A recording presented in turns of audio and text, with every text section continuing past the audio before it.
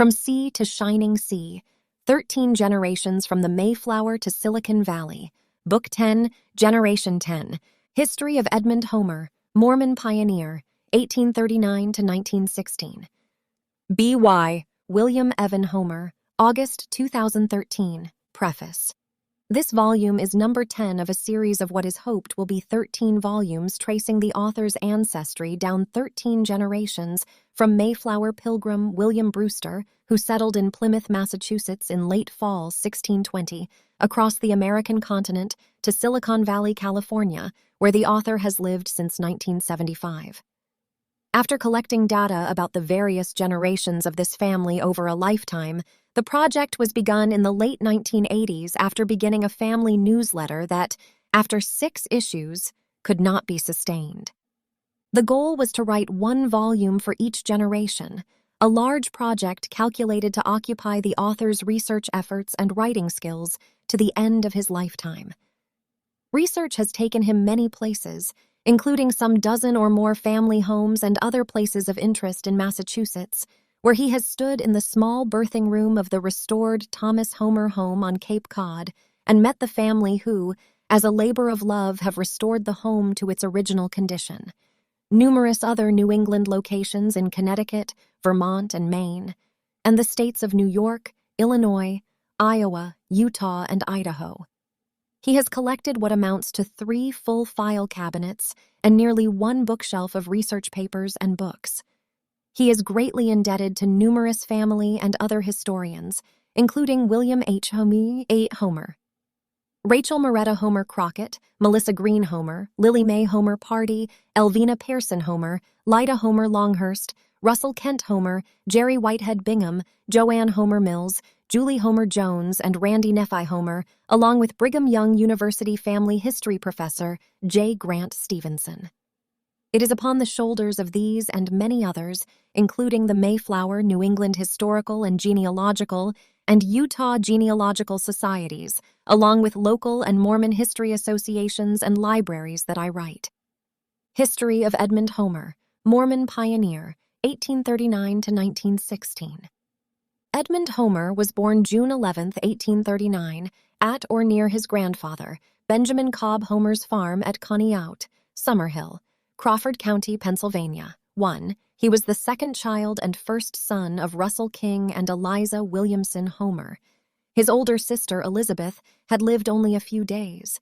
Edmund's father and mother were childhood sweethearts that had been raised near each other in Spafford, Onondaga County, New York, a primitive, wild, wooded place in New York's Finger Lakes area. Sometime in the late 1820s or early 1830s, Edmund's grandfather and grandmother Homer, together with longtime friends, the Williamsons, moved together to Crawford County in northwestern Pennsylvania. After their marriage in 1836, Edmund's parents had settled there as well.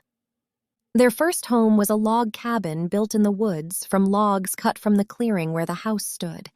The furnishings were homemade of the same materials. These furnishings consisted mainly of a hewn table, stools, and bed. The house had the family fireplace with a big iron pot and a bake oven for cooking purposes. They often had to build fires to keep wild animals away from their clearing, especially when they had young animals around or had killed fresh meat of any kind. Edmund's name came from an unusual occurrence around the time he was born. 3 weeks before his birth, his father went out early one morning to do his chores and heard a faint cry coming from the manger. He was greatly surprised to find a baby boy, apparently about 10 days old, completely clothed and wrapped in a blanket. At his side was a note appealing to the one who found him, stating that he was born in wedlock, but his father was dead and his mother unable to care for him, that she had other children, and if the baby was well treated, she would never interfere or try to claim him. The note also contained his name, Edson White. They were really pleased with the new boy and began to hope their own baby would be a boy so they could pass for twins with twin names. Thus, they named their new baby Edmund. When Edson was about 3 months old, a young man and woman came inquiring about him and convinced the Homers that the young woman was the mother of the child and the young man was her brother. Her story was that she had been engaged to marry the child's father and that he had lived on the opposite side of a wide river from her home. They were to have been married on a certain day, but the water was high and swift, and he was drowned attempting to come across for the wedding. The young man with her had been away from home until recently and knew nothing of his sister's trouble, but protested his desire to do his duty by his sister's child and raise and educate him. The Homers were very much attached to the child, and it was with great sorrow that they finally agreed to give him up to his true mother, who had the proper credentials and gave a notarized receipt for the child.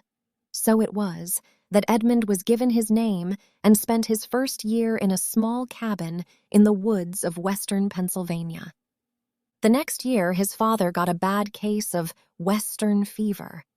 He said he was tired of living where he had to chop down trees to see the sunrise, so they loaded their few belongings in a covered wagon and moved west to a farm in Logan County, Illinois, living there until Edmond was about 5 years of age. Also in Logan County that same year was Edmond's uncle and aunt, Dr. Libius and Mary Ann Coons. Mary Ann was Eliza's sister. The Homers and the Coons would live and travel together over the next 2,025 years in various places in Illinois and Iowa. During these years, there was much excitement about a new religion, the Mormons.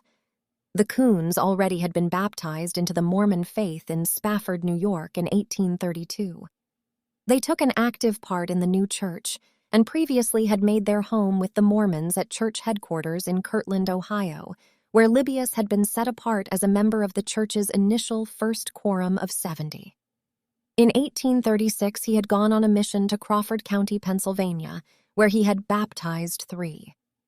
At this time, Russell and Eliza were both still single, and neither was baptized. Russell's father, Benjamin Cobb Homer, descended from a half-dozen or so Mayflower pilgrims.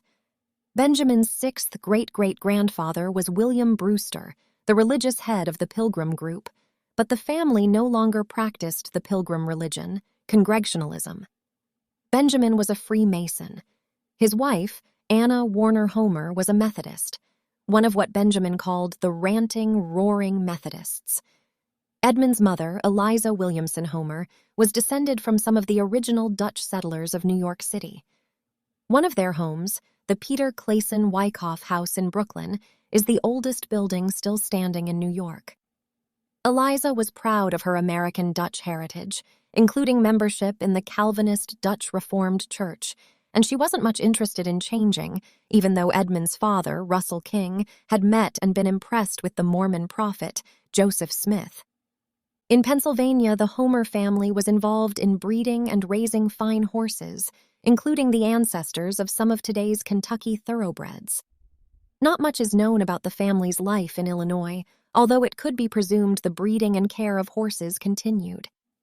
Edmond's brother, William, indicates in his history that the family lived for a time in Kirtland, Ohio, but there is no corroborating evidence. Neither Edmond nor his brother, William, were yet born when the Mormons were in Kirtland. However, the Coons had lived in Kirtland during the time the Homers lived in Pennsylvania, about 50 miles distant. During the Homers' time in Illinois, many members of the Mormon Church moved from church headquarters in Kirtland to the western frontier in Missouri. However, they were ill-treated and, after an extermination order was issued by Missouri's governor in 1839, the year of Edmond's birth, they quickly fled eastward across the Mississippi River into Illinois. They first located in and around Quincy, approximately 120 miles west of Logan County, and began building a new city, Nauvoo, 120 miles northwest from Logan County on the Mississippi River. What influence this exodus may have had on the Homer family's move to Illinois is not known. None were yet members of the Mormon faith. In the spring following their arrival, Edmond's sister, Nancy Williamson Homer, was born on the 23rd of March, 1841 at Middletown, Logan County, Illinois. After giving birth to another sister, Anna Eliza, on March 19, 1843 at Middletown, Mother Eliza Homer fell ill and was bedridden much of the summer, fall, and winter. There are varying accounts of what happened next. 5-year-old Edmond was the only eyewitness known to have written about it. He recorded, "My recollection of it is that Mother was sick for a long time, all summer and until winter. She desired to be baptized for her health, a common Mormon practice at that time. Neighbors discouraged it, saying it would kill her. She insisted, and elders came and cut a hole in the ice near our house. The snow was very deep and the ice was thick. It looked like looking into a grave or vault, the ice was so thick. She was carried to the creek, baptized and carried back, put to bed and properly cared for. Instead of dying as had been predicted, she is still living and enjoying good health, considering she is now in her 94th year. I have a vivid recollection of this occurrence. Edmond's brother, William, records, one of her brother-in-laws, Libius Kuhn, promised her if she would be baptized and become a member of the Mormon Church, she would get well. She kept getting worse. Finally, she decided to become a member of the church. They set the day and place for holding the ceremony, which was a small stream about 1½ miles from our home. When the time arrived, my uncle, with plenty of help, took my mother out of her sickbed and wrapped her up in blankets and quilts. She was baptized for the remission of her sins, then she was baptized for the restoration of health. In another place, William wrote, "Mother was taken very sick with a fever. She was sick a long time and the doctors could do her no good. Up to this time, she had not been baptized into the Mormon Church. Some elders came to see her and promised her if she would get baptized, she would get well. Accordingly, Mother was taken out of her sickbed, placed on a sled, and hauled to the creek. The ice was about 3 feet thick. Mother was placed on a sheet, and 4 men, one at each corner, let her down into the water and baptized her, first for the remission of her sins and then for her health. She was replaced on the sled, well protected from the cold, and taken home and put in bed with the wet sheets around her. Next morning, she got up entirely well, dressed herself, and went about her usual housework, and ever after that she has had no use for doctors. It could also be said she became as firm in her Mormon faith as she had been in her Dutch Reformed faith. Though there is confusion as to where and when this baptism occurred, the preponderance of evidence suggests it was the 11th of February, 1844, at a creek near her home in Middletown, Illinois. Once his mother was baptized and recovered, Edmond's father lost no time in joining the Mormon Church himself. The following month, March 1844, found him in the new Mormon city of Nauvoo, where he was baptized in the partially completed temple on March 21, 1844, amid clamor and turmoil. The Mormon prophet, Joseph Smith, said Russell had been converted for so long and done so much to help the struggling church that he was worthy to be ordained an elder immediately, so he was thus ordained the same day. That same month, Joseph Smith declared his candidacy for President of the United States, which, among other things, stirred up public sentiment to unprecedented violence against him. Many were denouncing their membership in the church. Some wrote defamatory remarks. 3 months later, in June, Smith was assassinated by an angry mob in nearby Carthage. However, despite all the clamor and violence, once baptized, neither Russell nor Eliza ever wavered in their new faith. Thus, young Edmond was for the next several years constantly on the move, his family joining the persecuted, homeless Mormon refugees searching for a peaceful place to live. The family left their home in Logan County and moved to Nauvoo. On the trail, Edmond's brother, William, was born in a covered wagon on July 13, 1845, at Quiver, Mason County, Illinois. When they arrived in Nauvoo, they found the community of Mormons making preparations to leave the city en masse the following spring and make a transcontinental wagon journey to relocate somewhere in the American West at a place where they could feel safe from the mobs that had hounded them for the better part of 15 years. With the zealousness of new converts, the Homers began making preparations to join the exodus. As they did so, they had a family photo taken when William H. was about 6 months old. It is the earliest photograph known to exist of Edmond and his family. Edmond was 6 to 7 years old when it was taken. Although they had planned to leave Nauvoo the following spring of 1846, violence escalated, and they were forced to leave Nauvoo in early February, in the dead of winter, by crossing the Mississippi River on frozen ice. the river being about 1 mile wide at their point of crossing. At Sugar Creek, 7 to 8 miles west of the river, they gathered into a group of about 2,000 to 3,000 people, which they named the Camp of Israel. 17, this group would remain the Mormon vanguard group all the way to their final destination in Utah. The Homer family, including 7-year-old Edmond, were either with or shortly behind this group as they left Nauvoo and began to make their way across Iowa. Many of the group called this trek across Iowa the most difficult part of the entire journey to Utah.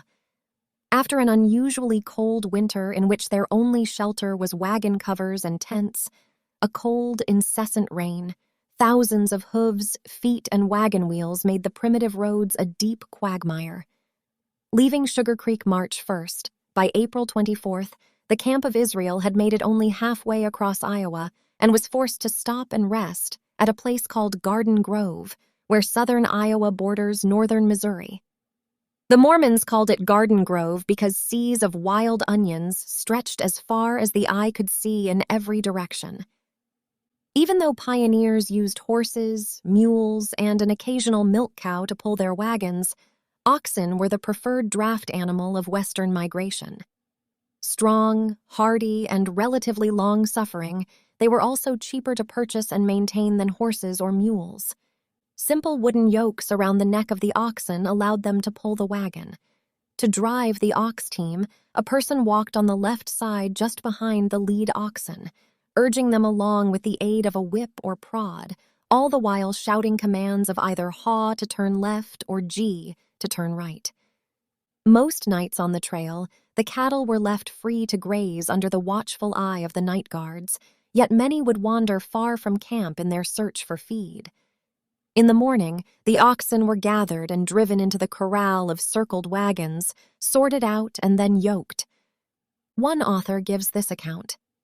Then began the yoking of refractory cattle and the initiation of greenhorns into the art and mystery of teaming. The cattle were driven into the corral, and then, with yokes and bows in hand, it was the business of the teamsters to catch and yoke their teams. But unfortunately, they did not know their business. Many of them had never touched an ox before, so that the wide-spreading horns of the untrained steers seemed to produce a most uncomfortable nervousness. The road was rather rough, and so were the cattle, and in the hands of raw teamsters nearly unmanageable. Many practical illustrations of the art geeing and hawing were most forcibly taught. The first few days, the teams and teamsters were constantly at variance. Nearly every man had the worst team in the company. Some steers would not gee, others would do nothing else, and then would come an appeal. "Oh, Brother Miller, do come here and try to make my lead steer haw, for the stupid brute does nothing but run away from me."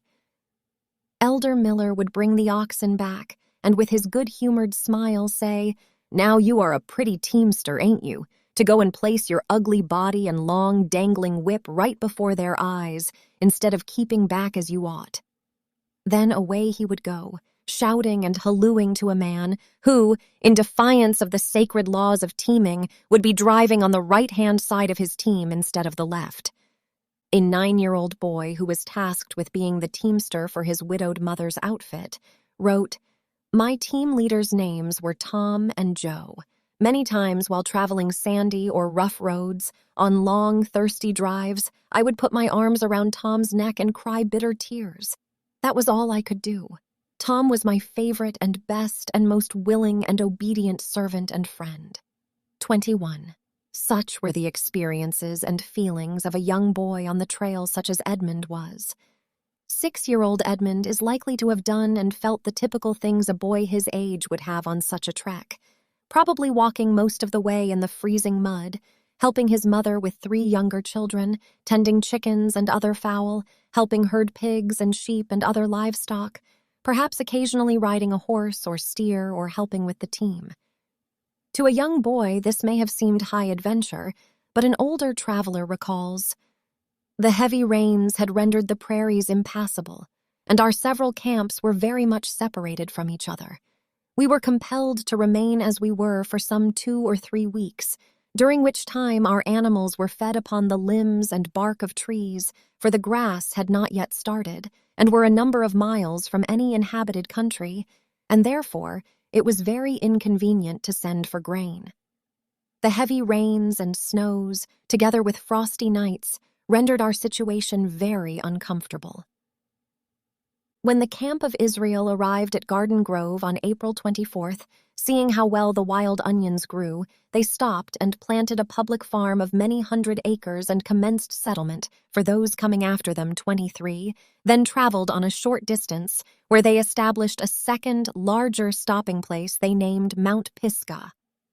Edmond and his family were part of this experience. It was now late in May, and we halted here to await the arrival of the Quorum of 12 Apostles, President, Brigham Young, and Council of 12 Apostles. In a few days they arrived and formed a general encampment here, and finally formed a settlement and surveyed and enclosed another farm of several thousand acres. This became a town and resting place for the saints for years. The site is near the present town of Thayer, Union County, Iowa, population 59 in the 2010 census. The Camp of Israel left Mount Pisgah June 2nd, reaching the Missouri River on June 14th. During this part of the trek, Edmond celebrated his 7th birthday on June 11th. It had taken 4 months to travel from Nauvoo to Mount Pisgah, about 175 miles, averaging less than 2 miles per day. With improved weather, the last 90 miles from Mount Pisgah to the Missouri River took only about 12 days, averaging about 8 miles per day. As they traveled through southwestern Iowa, they built, on the average, 1 bridge a day during the last month. Scattered through Iowa on the trail behind them were approximately another 10,000 Mormon people. Upon arriving at the Missouri River, the Homers temporarily settled in what is now Mills County, Iowa, in an area known as the Missouri River Bottoms, together with the Coons family and about 30 other families, which included the Silas Hillman family and the Almond Williams family. These families were among the first white settlers in the county. The county seat was originally Coonsville, named for Edmond's uncle, Dr. Libius Coons, the first doctor in the county. The Homers, along with several other Mormon families, settled along Keg Creek at a point they named Rushville, 31 of as many as 90 settlements the Saints established on the Iowa side of the Missouri River. 31, the families at Keg Creek built log cabins in which to winter. The main body of the Camp of Israel went further north, stopping at Traders Point, now Council Bluffs, then crossing the river to settle in a place they called Winter Quarters, now Florence, Nebraska, on Indian lands. There, a pact was negotiated with the United States government. The American government's request for 500 Mormon volunteers to serve in the U.S. military in the war against Mexico sealed the decision to winter at the Missouri River. In exchange for raising the needed volunteers for the Mormon Battalion, Brigham Young obtained a concession from Captain James Allen, United States General Kearny's representative, that the Saints could winter unmolested on lands that belonged to the Indians on both sides of the river. To accommodate them, the Indians immediately east of the river, where the Homer family was, were resettled in Missouri, and many Mormon families, as well as church headquarters, migrated to that side of the river, to a place they called Canesville, named for a military man, Colonel Thomas Kane, who had remained a steadfast friend and ally to the Mormons through all their troubles. This was Potawatomi Indian country. These Native Americans had received them warmly and given them corn, beans, melons, and other foods. At harvest time, Russell went to Missouri, where he found work husking corn and cutting cordwood to help his family and other families whose fathers and husbands had volunteered as soldiers in the Mormon Battalion. He received corn for his pay. The going rate was a bushel of corn for a day's work. That fall and winter, a general sickness fell upon the Homers and many others, due at least in part to the privations they had suffered crossing Iowa. The physical toll exacted crossing Iowa, the desperate lack of provisions, poor living conditions, and another harsh winter proved fatal for hundreds of the Saints. It is estimated approximately 600 died in the settlement of Winter Quarters alone. One survivor described the ordeal in detail. "We moved down to winter quarters when my babe was 2 weeks old. There we lived in a cloth tent until December. Then we moved into a log cabin, 10 feet square, with sod roof, chimney, and only the soft ground for a floor and poor worn cattle beef and corn cracked on a hand mill for our food. Here I got scurvy, not having any vegetables to eat. I got so low I had to wean my baby, and he had to be fed on that coarse, cracked cornbread when he was only 5 months old. We had no milk for a while till we could send to the herd, and then he did very well till I got better. My husband took me in his arms and held me till my bed was made nearly every day for 9 weeks. I could not move an inch. Then on the 9th of February, I was 30 years old. I had nothing to eat but a little cornmeal gruel. I told the folks I would remember my birthday dinner when I was 30 years old. My dear baby used to cry till it seemed as though I would jump off my bed when it came night. I would get so nervous, but I could not even speak to him. I was so helpless I could not move myself in bed or speak out loud. When spring came, Brigham Young announced he would leave Council Bluffs and go further west with the Camp of Israel Advance Party, consisting mostly of hardened trail veterans, scouts, and frontiersmen. Russell readied his family to go with them, and they went to Council Bluffs to depart. But the lingering winter sickness and other matters rendered them unable to continue. They would remain in Iowa another 10 years, where Edmond would be raised from a boy of 8 years old to a young man aged 18. To this point, Edmond's boyhood had been haunted by trauma, fear, and homelessness, with a possible sense of adventure as the family traveled. The family had moved at least 6 times in 10 years. As a boy, Edmond had witnessed the betrayal by friends of the prophet Joseph Smith and had been forced from his home at gunpoint in the middle of the winter, had endured the excruciating hardships of crossing Iowa in the winter and spring, living in a covered wagon and perhaps a tent, and settling among Indians along the Missouri River.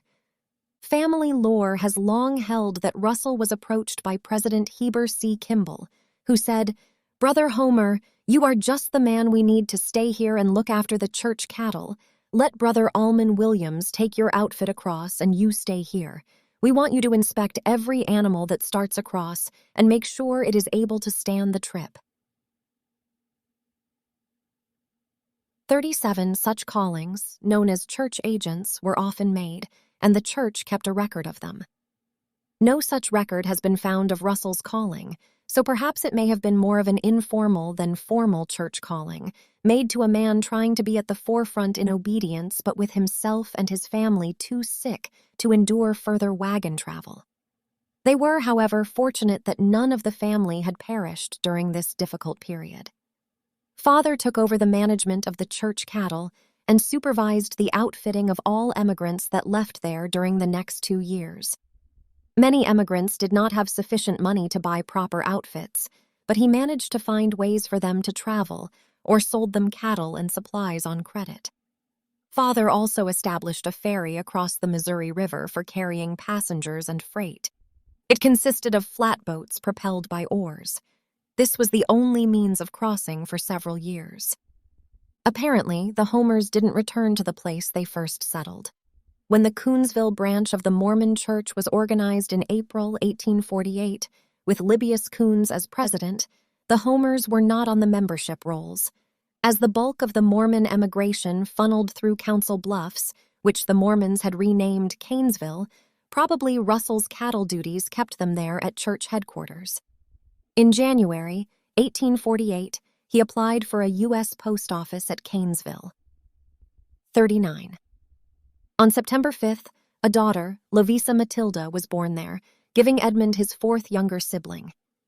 In October, 9-year-old Edmond was baptized and confirmed a church member in Canesville by Dr. Ezekiel Lee, who left for Utah the same month and became one of Salt Lake City's early physicians. From this point forward, Edmond's life became a Huck Finn-like boyhood on the Missouri River. Over the next several years, his family grew prosperous in such business ventures as retail merchant, transportation, river ferries and overland freighting, cattle trading — his father was an astute judge of cattle and horses — and real estate, The sale of the first large tract of land in Mills County was land partially owned and brokered by his father. They were now in no rush to emigrate to the West. His father thought Iowa was the garden spot of the earth, and he continued to serve his faith by equipping and sending other settlers west. The country was full of money and of produce. The vegetables were the largest I've ever seen, beets long enough for fence posts. The price of everything, corn, oats, beets, potatoes, turnips, apples, and wheat, was $1 a bushel. Our sole outlets were the steamboats on the Missouri, and we knew nothing in those days but $20 gold pieces. Our money came through the pioneer emigration to and from California and Salt Lake. After looking after church cattle for 2 years in Canesville, apparently Edmond's father was relieved of this responsibility, and the family moved back into what is now Mills County, to a place called Bethlehem, where they started a mercantile business, ran the post office, and operated 1 or more ferries, a most prosperous business with all the traffic to and from Utah and California needing to cross the Missouri River. Eventually, Russell became general partner of a group that owned the entire town. He voted in Bethlehem in 1851, which was then still in Pottawatomie County.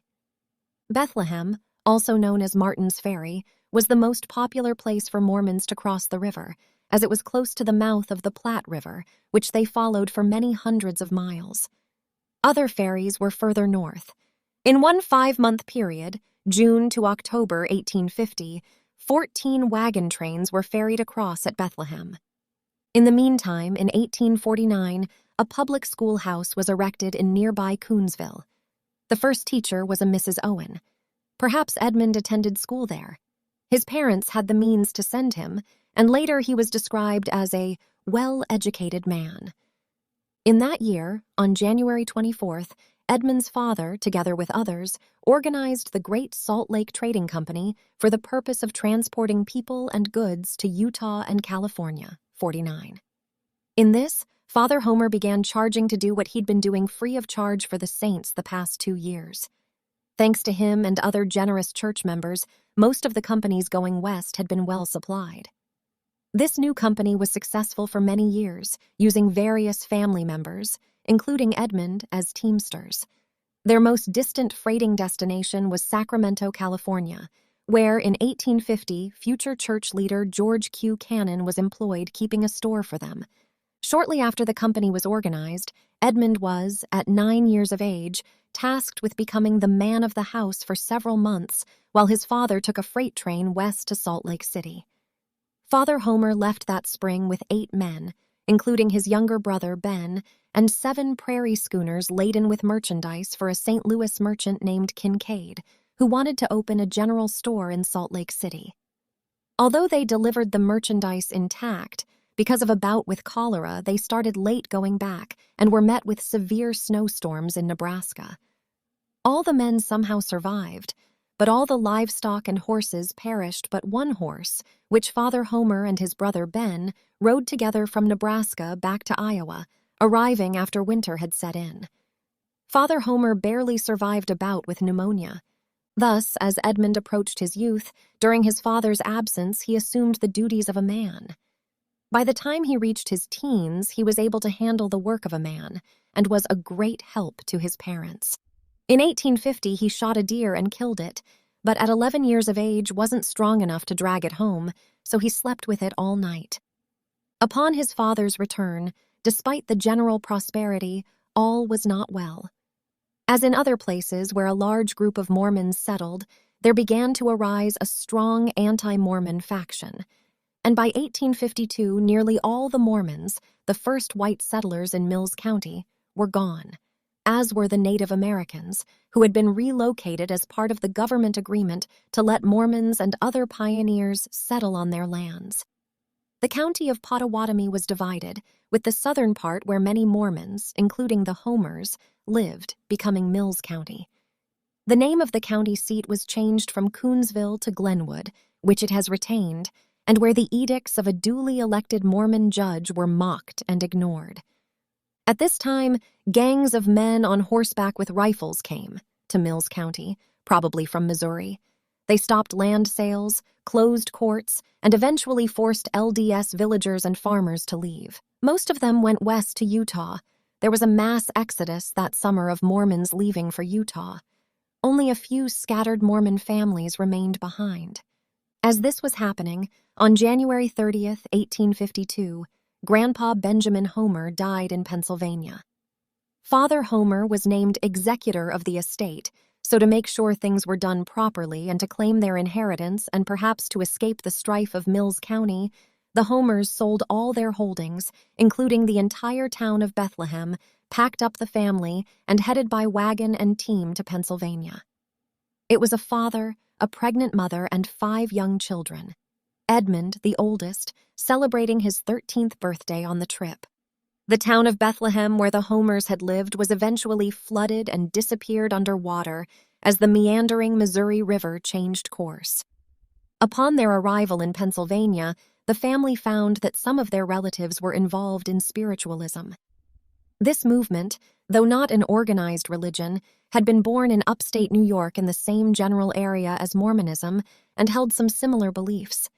That human spirits lived on after physical death, that disembodied spirits could communicate with people, that there was more to the afterlife than one heaven and one hell, and that spirits could continue to learn and progress after death.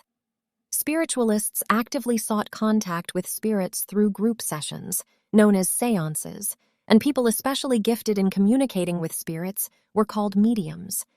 Communication with spirits was sometimes accompanied by physical manifestations, such as rapping noises or tables rising and turning in the air.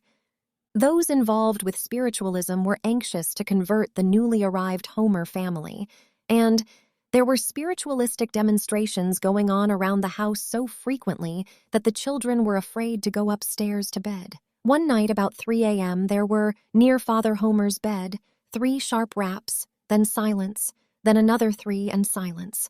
He bolted upright and shouted loudly enough to be heard throughout the house, "If you are the Lord, rap on. If you are the devil, be gone." That seemed to put to rest the spiritual demonstrations. The family and friends in Pennsylvania were also prejudiced against the Mormon religion, although one of both father's and mother's siblings eventually joined the Mormon Church, or an offshoot. On February 1st, 1853, Mother Homer delivered a baby boy in the Homer home in Pennsylvania. They named him for his 2 grandfathers, Benjamin, for Grandpa Benjamin Homer, recently deceased, and John, for Grandpa John Williamson, who had died in 1830. Despite all the upheaval and trauma they had experienced, Homer hearts were still with their co-religionists in Iowa. After the estate was settled, and Grandmother Homer firmly established in the family home for the rest of her days, Edmond headed back with his family in 1854. The family traveled overland the short distance to Buffalo, New York, then took a steamship across Lake Erie to Cleveland, where they bought teams and equipment to finish the journey overland back to Iowa. Eliza's mother, Nancy Williamson, went with them. Although at least 2 of her children became Mormons, she never became interested in the religion.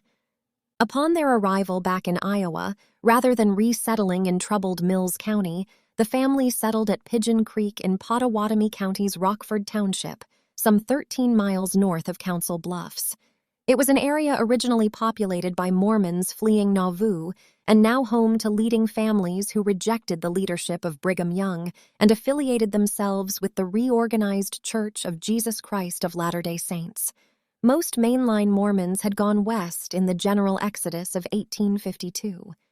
Here, there were apparently public lands made available for homesteading, wherein a family could receive a 160-acre plot of land free if they would settle on it and improve it, which the Homers did. They improved this land and entered into the business of buying and selling hogs, which proved to be a profitable enterprise. Thus, they became one of the first families engaged in what later became Iowa's largest agricultural enterprise, hog farming. Father Homer also bought several other plots of land in Rockford and Boomer townships and engaged in buying and selling real estate. The family was enumerated in Rockford Township, Pottawatomie County, on the Iowa State Census of 1854. On December 13th of that year, another daughter, Mary Ann, was born. Shortly after birth, she was afflicted with a serious illness, polio, which left her a cripple for life. Edmond, age 15, was now the eldest of 8 children, living on America's western frontier. His life was one of improving a homestead, which usually meant constructing a home and other buildings, pig, cattle, and horse husbandry, and Missouri River freighting and commerce. An Iowa state census taken in 1856 shows the family still living in Rockford Township, Pottawatomie County. Another daughter, Rosetta, was born March 4, 1857 on their farm. Apparently, while they maintained a home on their homestead property had to be continuously occupied for 5 years to perfect title, they also purchased or built a hotel in nearby Crescent City, which for a short time rivaled Council Bluffs in population and prosperity. Grandma Nancy Williamson also bought a lot there on May 14, 1857. As a boy, Edmond had witnessed death many times among those who traveled with the family across Iowa. He had witnessed both his mother and his father suffer from sickness nearly unto death as well. But when his 7-year-old sister, Julia Caroline, died on May 12, 1857, and was buried in Crescent City, it was the first time he had to deal with the death of a close family member. There is no known record of just how she died, but regardless of circumstances, the death of a young sister would be a traumatic event for a now 17-year-old brother. The hotel the family operated was named the Homer House, but neither Father Homer nor Edmond had much to do with running it. It is said they made trips to Utah 62 together, leaving the management of the hotel, a real estate office, a general merchandise store, and the homestead property to the women of the family, primarily Mother Homer and Edmond's 2 oldest sisters, Nancy and Anna, 63. The hotel apparently became popular, primarily because of Mother Homer's cooking.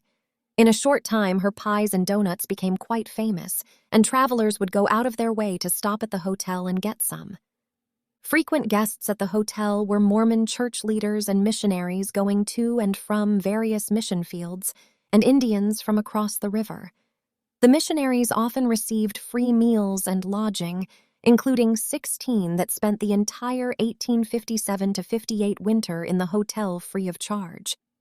I have seen as many as 50 men, mostly missionaries, with their feet under Father's table, all free, Edmond's brother William wrote. Although the family had lived a somewhat idyllic and prosperous life on the river, that was all about to change. All those wagon trains going west to Utah had resulted in some 300 small Mormon communities scattered along the western slope of the Rocky Mountains. The land where they settled had been recently acquired by the United States from Mexico. Though the Mormons had established their own system of governance, the United States government was determined that they, not the Mormon Church, would govern. To that end, the United States federal government sent a long stream of federal officials to enforce their governance. Some of these officials held anti-Mormon prejudices, and the Mormons resented them and sent many of them packing back to Washington, D.C. This all came to a head in 1857, when a couple of U.S.-appointed federal judges went back to Washington claiming Mormons had deliberately burned federal court documents. Incensed, some members of Congress began demanding the Mormon rebellion in Utah be crushed, and President James Buchanan sent an army as large as the one previously sent to Mexico to accomplish this. In Utah, this development raised such an alarm that Mormon church leaders requested all Mormons everywhere gather to Utah for what some thought would be a long guerrilla war with the United States. It was some of the missionaries and church leaders obeying this call that wintered in the Homer House Hotel during the winter of 1857-58. Meanwhile, as the army approached the Rocky Mountains in the fall of 1857, they were met with serious Mormon guerrilla resistance. Mormon raiding parties attacked the army train, usually at night, and killed or ran off its cattle and horses, taking away much of the food it needed for survival as it passed through the mountains. With winter setting in, the army was stopped in its tracks many hundred miles short of its objective. Both the Mormons and the army sought and found peacekeepers to ratchet down the rhetoric. By the summer of 1858, just as the Homers were leaving, a truce was negotiated. On June 26th, the Army marched through Salt Lake City peacefully and camped permanently about 40 miles southwest in the Utah desert. Brigham Young surrendered the office of territorial governor to a federal appointee who found that the disputed court records were intact. Although the crisis in Utah was over, the Homer family liquidated what they could of their considerable Iowa holdings to leave as quickly as possible. As they did so, Eliza's mother, Grandma Nancy Williamson, who had accompanied the family on the trek from Pennsylvania, died at Bethlehem, March 18, 1858, age 71. As they prepared to leave, a group of Danish Mormon immigrants arrived in Iowa City, Iowa, via train. Here they equipped themselves for a wagon trek west to Utah. They were well equipped but needed help in crossing the plains. Emigration agent Joseph W. Young appointed Father Homer captain of their company, and the Danes, the Homers, and a few returning missionaries left Iowa together July 3, 1858, 60 souls bound for Utah, 65, not a particularly large train in terms of numbers of people, but somewhat larger in terms of property and equipment. Edmond, who had celebrated his 19th birthday the month before, was now a capable young man, including much experience in travel by team and wagon. He became an unofficial assistant captain to Father Homer, assisting the company with their oxen and wagons and all the difficulties that came up on the way.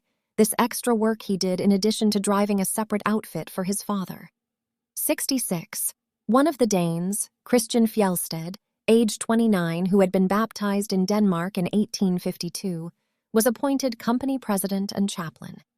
He would go on to become a member of the church's First Council of the 70, the church's second highest governing body, the same body of which Dr. Libius Kuhn had been a charter member. The family was well equipped with conveniences for camping. They had tents, a camp stove, a light spring wagon for the family, and had 3 additional wagons loaded with their effects and 2 loaded with merchandise they were freighting for merchants in Utah. They also drove with them a bunch of loose stock consisting of horses, mules, and cattle. The rest of the company was mostly from Denmark. They were also pretty well equipped, all having pretty good outfits and their own supplies. 67. However, for the Danes, it was a strange method of traveling. They had great difficulty handling wild oxen. Several times when they were out feeding, they ran away from us and hid themselves in the woods. But I had that special gift that when no one else could find them, I could walk right out to the place where they were. The group's first stop was across the river at winter quarters, Florence, Nebraska, where they picked up the last odds and ends needed to fully equip them. They left Florence July 20th, following the north bank of the Loup River, which caused them to ford a number of small, swollen streams. Heavy and prolonged rains caused all the rivers and streams to swell. In many places, it seemed almost impossible to get over because the bridges had been washed away. A number of times we had to use some of our best wagon boxes as ferries, wherein to bring over our baggage. In several places, the oxen swam over, and we had to pull over the wagons with long ropes. In one place, we came to a tumble-down bridge, but we laid some of the boards in place and pulled the wagons over by hand. No sooner had we got the last wagon over before the bridge was carried away downstream. After going about 100 miles to the new Mormon town of Genoa, Nebraska, the Loup River took a sharp turn northward. The rains had made this large stream swollen as well. They had to cross it to go west and south to the Platte River, which they would follow the next 600 miles. One account says they ferried across in tight wagon boxes, which were built tight for just such an emergency. 70. Another says the company returned to Columbus and used the ferry. 71. Whatever actually happened, the company was fortunate in all these stream crossings that both Father Homer and Edmond had experience ferrying wagons across swollen rivers. Despite the many turbulent streams, no person or animal was lost. As they turned southward toward the Platte River, arriving at or near where the Wood River joins the Platte near present-day Grand Island, Nebraska, they soon found more trouble. On August 10th, they were engulfed by one of the Midwest's infamous ferocious summer storms with lightning, thunder, and pouring rain. Edmund's younger brother, William, leaves this account. One night when we camped on Wood River near its junction with the Platte, we had just got our cook tent pitched when it started to rain. How it poured down, accompanied by fierce thunder and lightning. Everybody rushed for cover. 16 crowded into our tent. Mother was near the stove cooking. I was on the ground behind the stove. I heard a heavy clap of thunder, and the next thing I know was next day we were traveling along in the wagon. Mother told me how the tent had been struck and everybody in it stunned. I was the last to come to. Mother was the worst injured. She was badly burned about her feet and legs, her shoes were torn off, and her clothing was torn and burned. Another described this event thusly. A young girl, Carolyn Naipaul, was struck by the electric power and fell to the ground as if she was dead.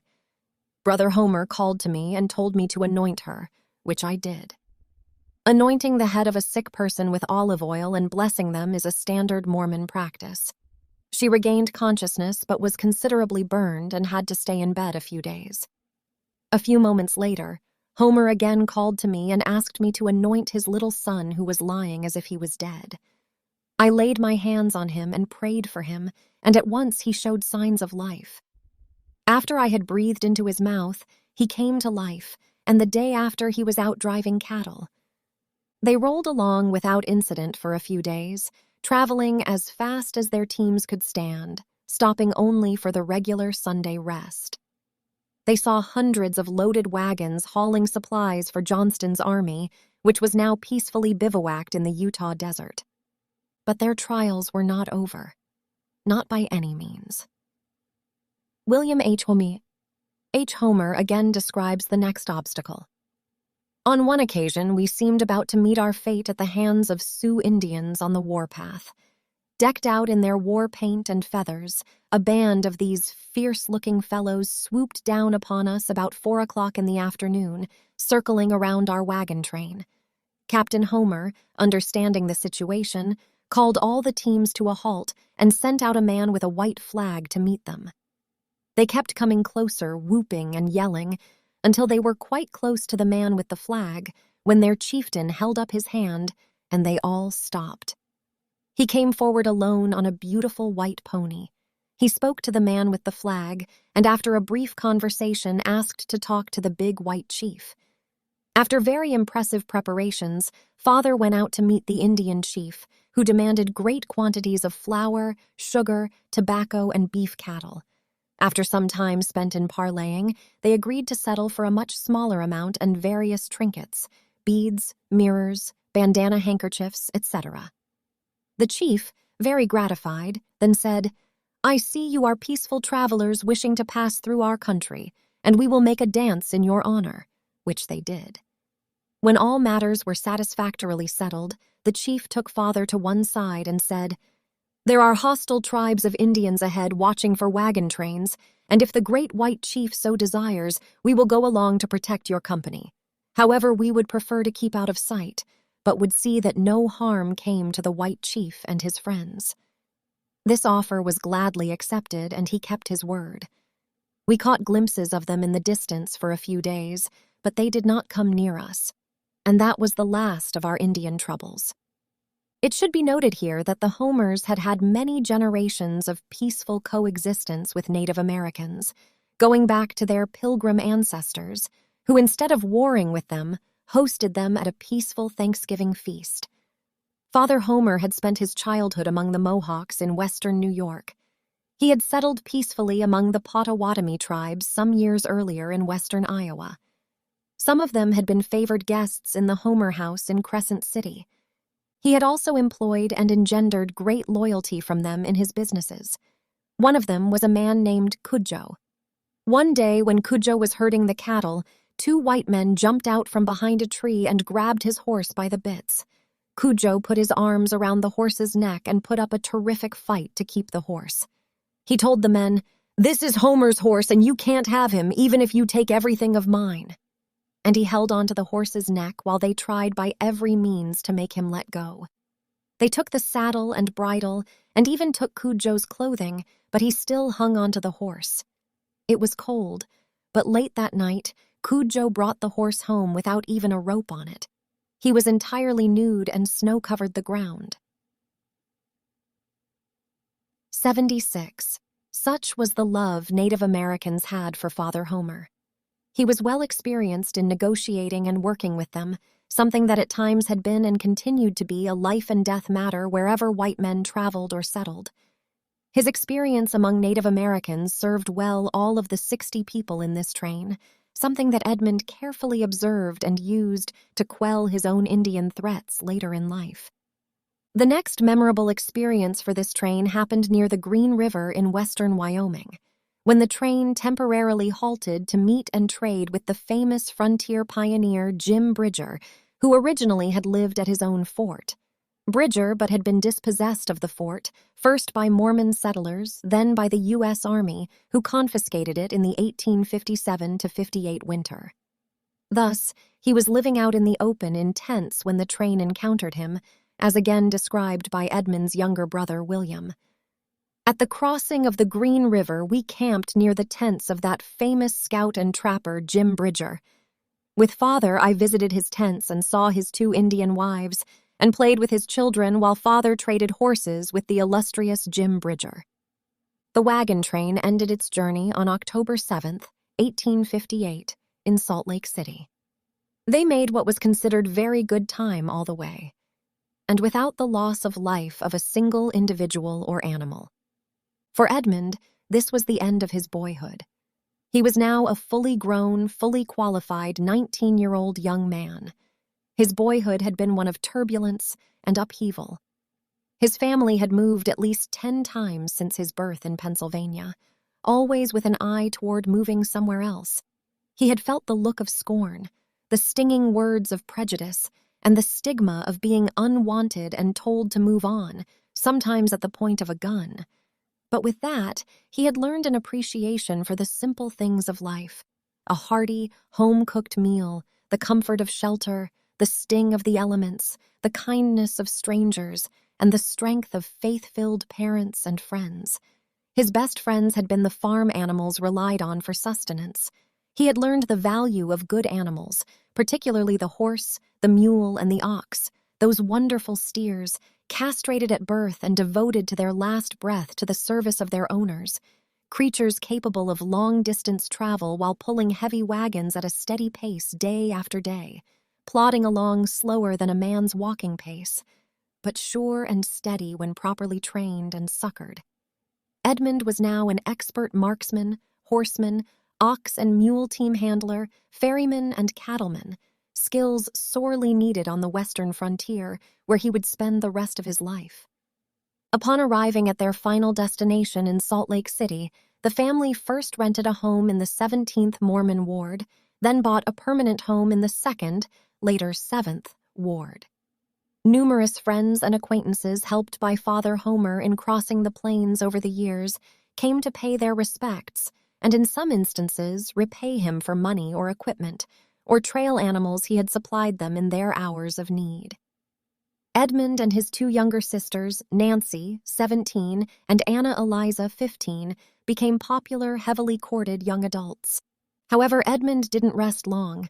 Not needed in any Mormon war with the federal government, in March of 1859, Father Homer felt the need to go back to Iowa and tie up various loose ends left undone in their haste to leave. He also procured a contract to haul freight back with him. Particularly, he may have gone to sell their homestead property, just now held long enough to acquire clear title to it. Father Homer started out with young William, age 12. But after 3 days of wallowing in deep snows on the mountains, Father concluded to send me back home and take my brother Edmond with him. He was older and could do a man's work, while I could assist Mother and look after our herd of cattle and horses that were ranging in the mountains of Bingham. They left Mother with the help of one hired man to look after the stock and the family, and made the trip to Iowa. While they were gone, on July 6th, Mother Homer's last child, Russell King Homer, Jr., was born in their house in Salt Lake City. Edmond spent another birthday, his 20th, on the trail.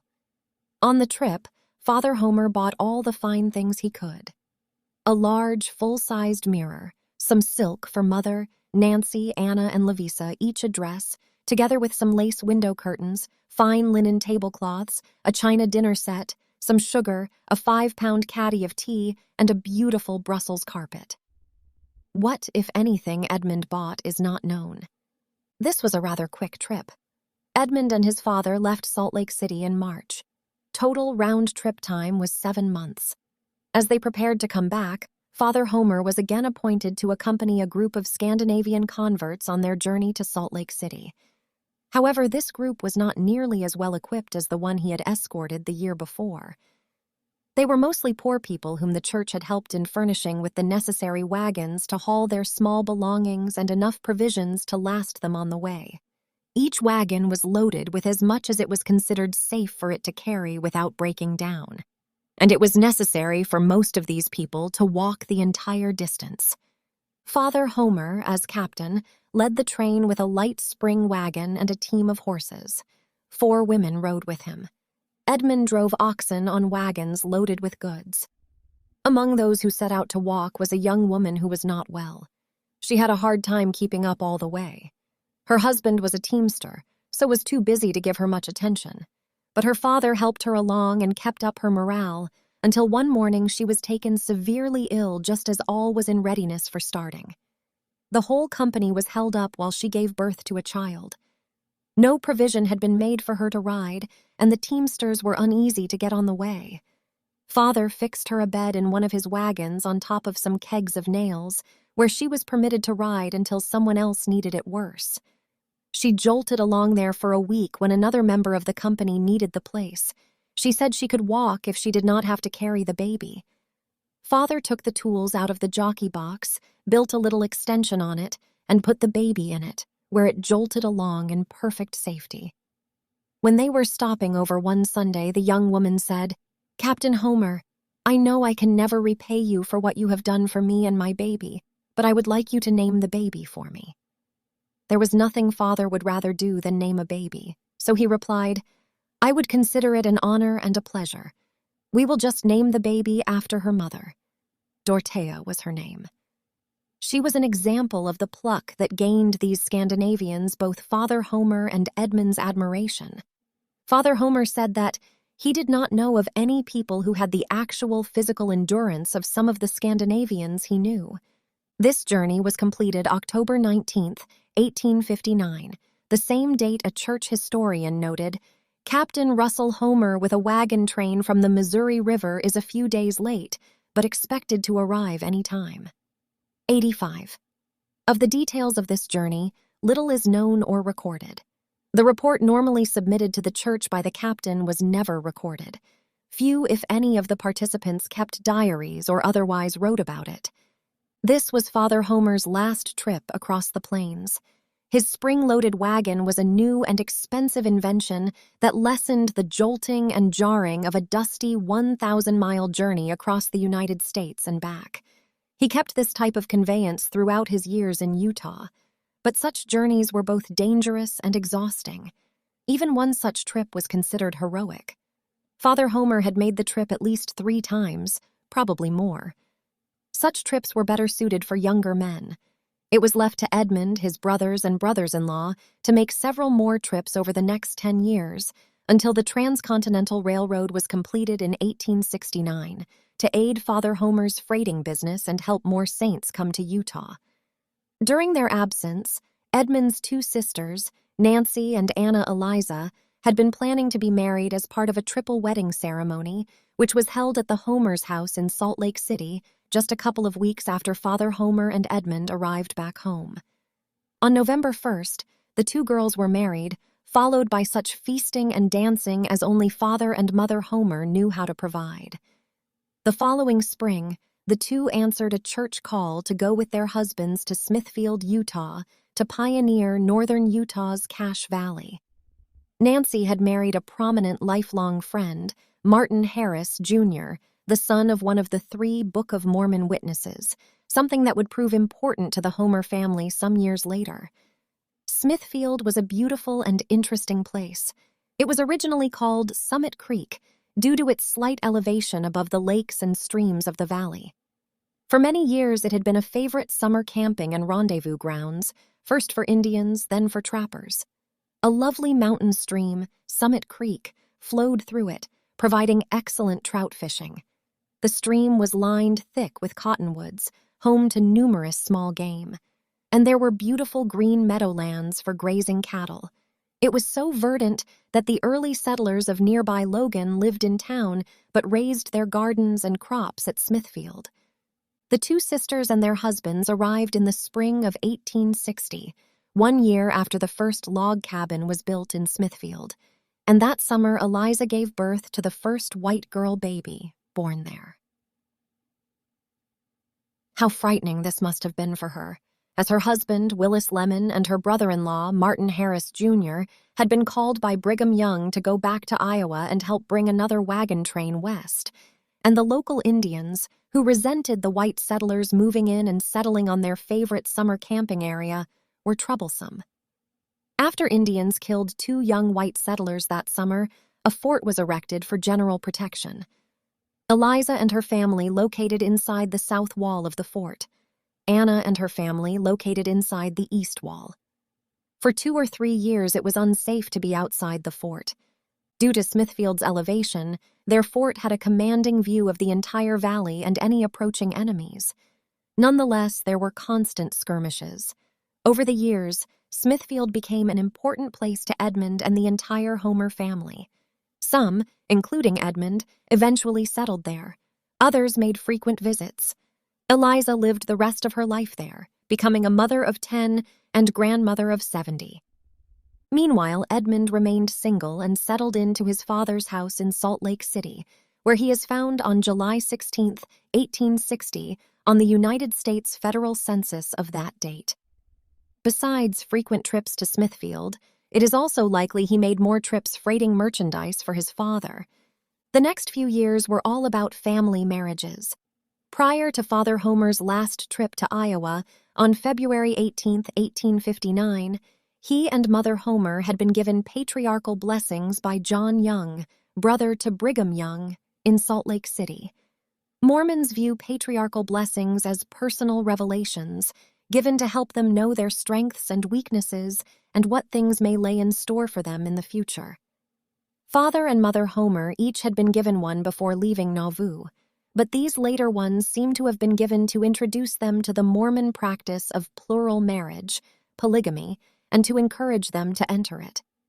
It probably weighed heavily on their minds during Father Homer's last trip to Iowa, because upon his return, they went to the endowment house in Salt Lake City to make new covenants with each other and the Lord, promising to remain faithful and to have their marriage sealed for time and all eternity.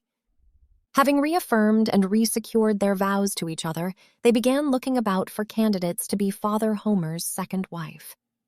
It would have to be a woman unselfish and endearing to the family, especially to Mother Homer, since the new wife would be joining the family in their home. They finally settled on one of those plucky Scandinavians Father Homer had come to know. Her name was Mary Caroline Anderson, born in Copenhagen, Denmark. Due to poor health, she had ridden with Father Homer in his spring-loaded wagon in his last trip across the plains. Mary suffered an accident when she was a child, causing an injury to her back, which resulted in her having somewhat delicate health the remainder of her life. She was a small woman with blue eyes and blonde hair. She was studious and religious by nature. She was also musically inclined and loved singing hymns and lullabies. Through long, weary hours, she sat in bed, often hungry and cold, but always kept busy stitching as she was determined to get enough money by herself to bring her to Utah. She studied the English language very diligently. She was able to read and write it and to speak it almost without the trace of an accent. She made her home with the Homer family and began to work at her needlecraft despite her continued ill health. She embroidered buckskin gloves for the Walker Brothers store and also worked as a seamstress for anyone desiring her services. The hardships of her own life had been such that they had molded in her a kindly, lovable character. In November 1860, she was married to Russell K. Homer. This was the first of what would become several polygamous marriages by family members, including Edmond. 6 months later, on March 29, 1861, Father Homer married a third wife, Eliza Thornton, an 18-year-old Englishwoman who had come to Utah with her family and now found herself a single mother with a 2-month-old child. She needed a husband and a father for the child, as well as a home for them. But rather than move her in with the family as he had done with his second wife, Father Homer, possibly with Edmond's assistance, built Eliza a home on First West between 5th and 6th South 92, right around the corner from their own home on the south side of 5th South in Salt Lake City's 7th Ward, where she lived some years and bore 3 children. Not much is known about Edmond's life between 1859, when he arrived back in Salt Lake City from Iowa with his father, and his Mormon temple endowment in 1862.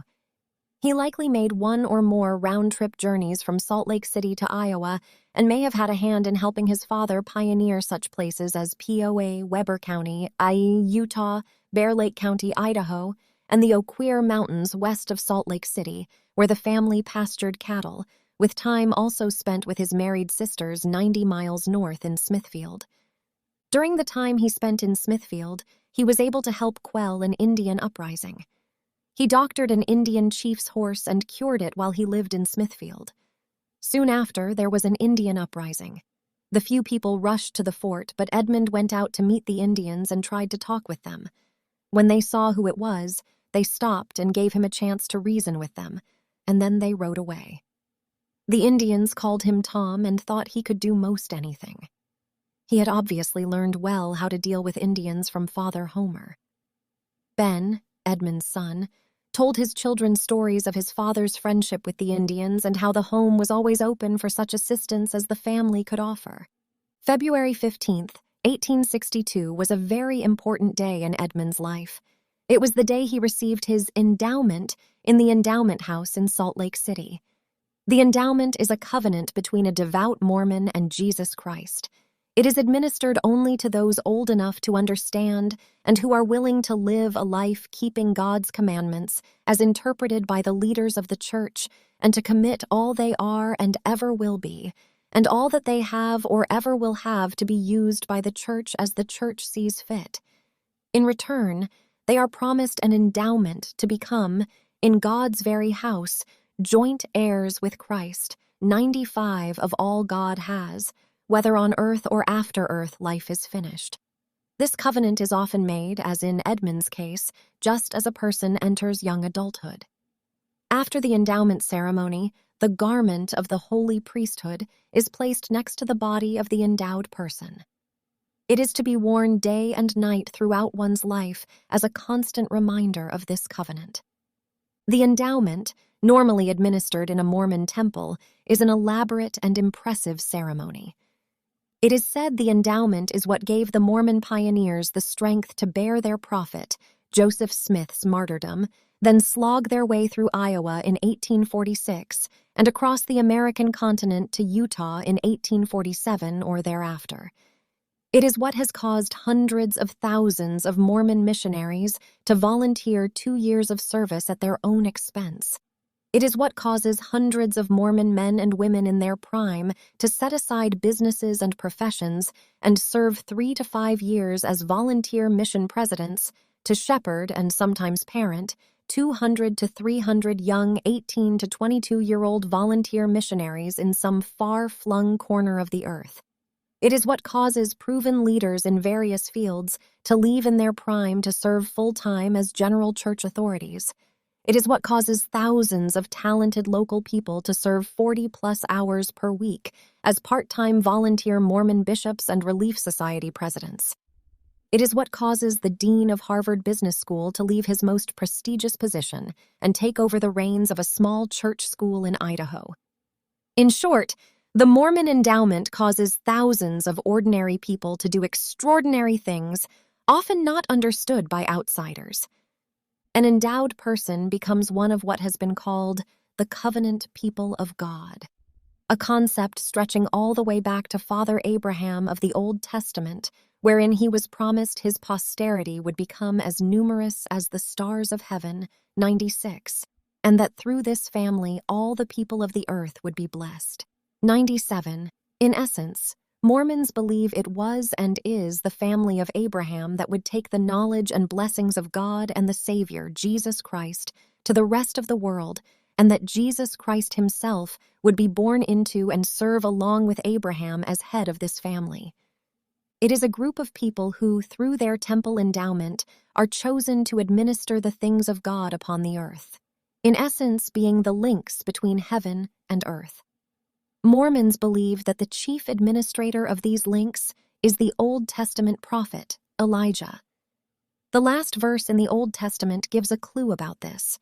It reads, "Behold, I will send you Elijah the prophet before the coming of the great and dreadful day of the Lord, and he shall turn the heart of the fathers to the children, and the heart of the children to their fathers."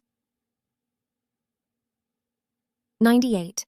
To most Christians and Jews, this is an enigmatic statement not well understood, although the Jewish people do regard this promise as important, though they know not just why. They leave an empty chair for Elijah at the Seder meal during their yearly Passover celebration, a tradition that has been carried on many hundreds, if not thousands, of years. Early Mormons also dimly understood this scripture until an event in 1836, 6 years after the church was formed, an event described as somewhat akin to the day of Pentecost, described in the New Testament, shook them to their very foundations. Shortly after the Church of Jesus Christ of Latter-day Saints was officially organized in 1830, their prophet, Joseph Smith, had announced that God had revealed to him that they were to begin immediately to build a temple at Kirtland, Ohio, the purpose of which they did not entirely understand.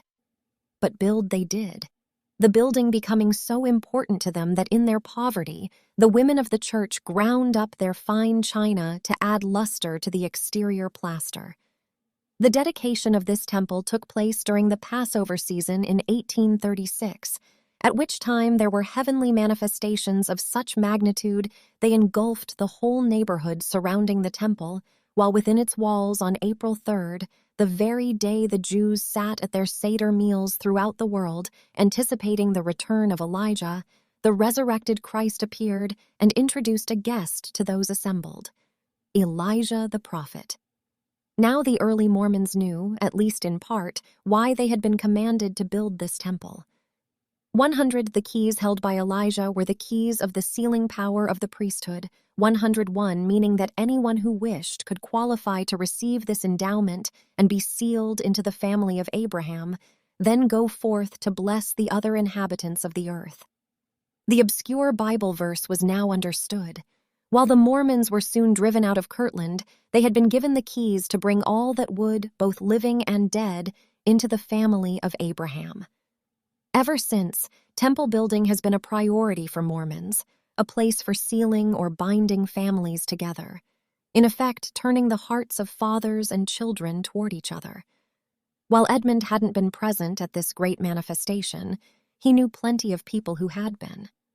Thus, he was anxious to receive his endowment.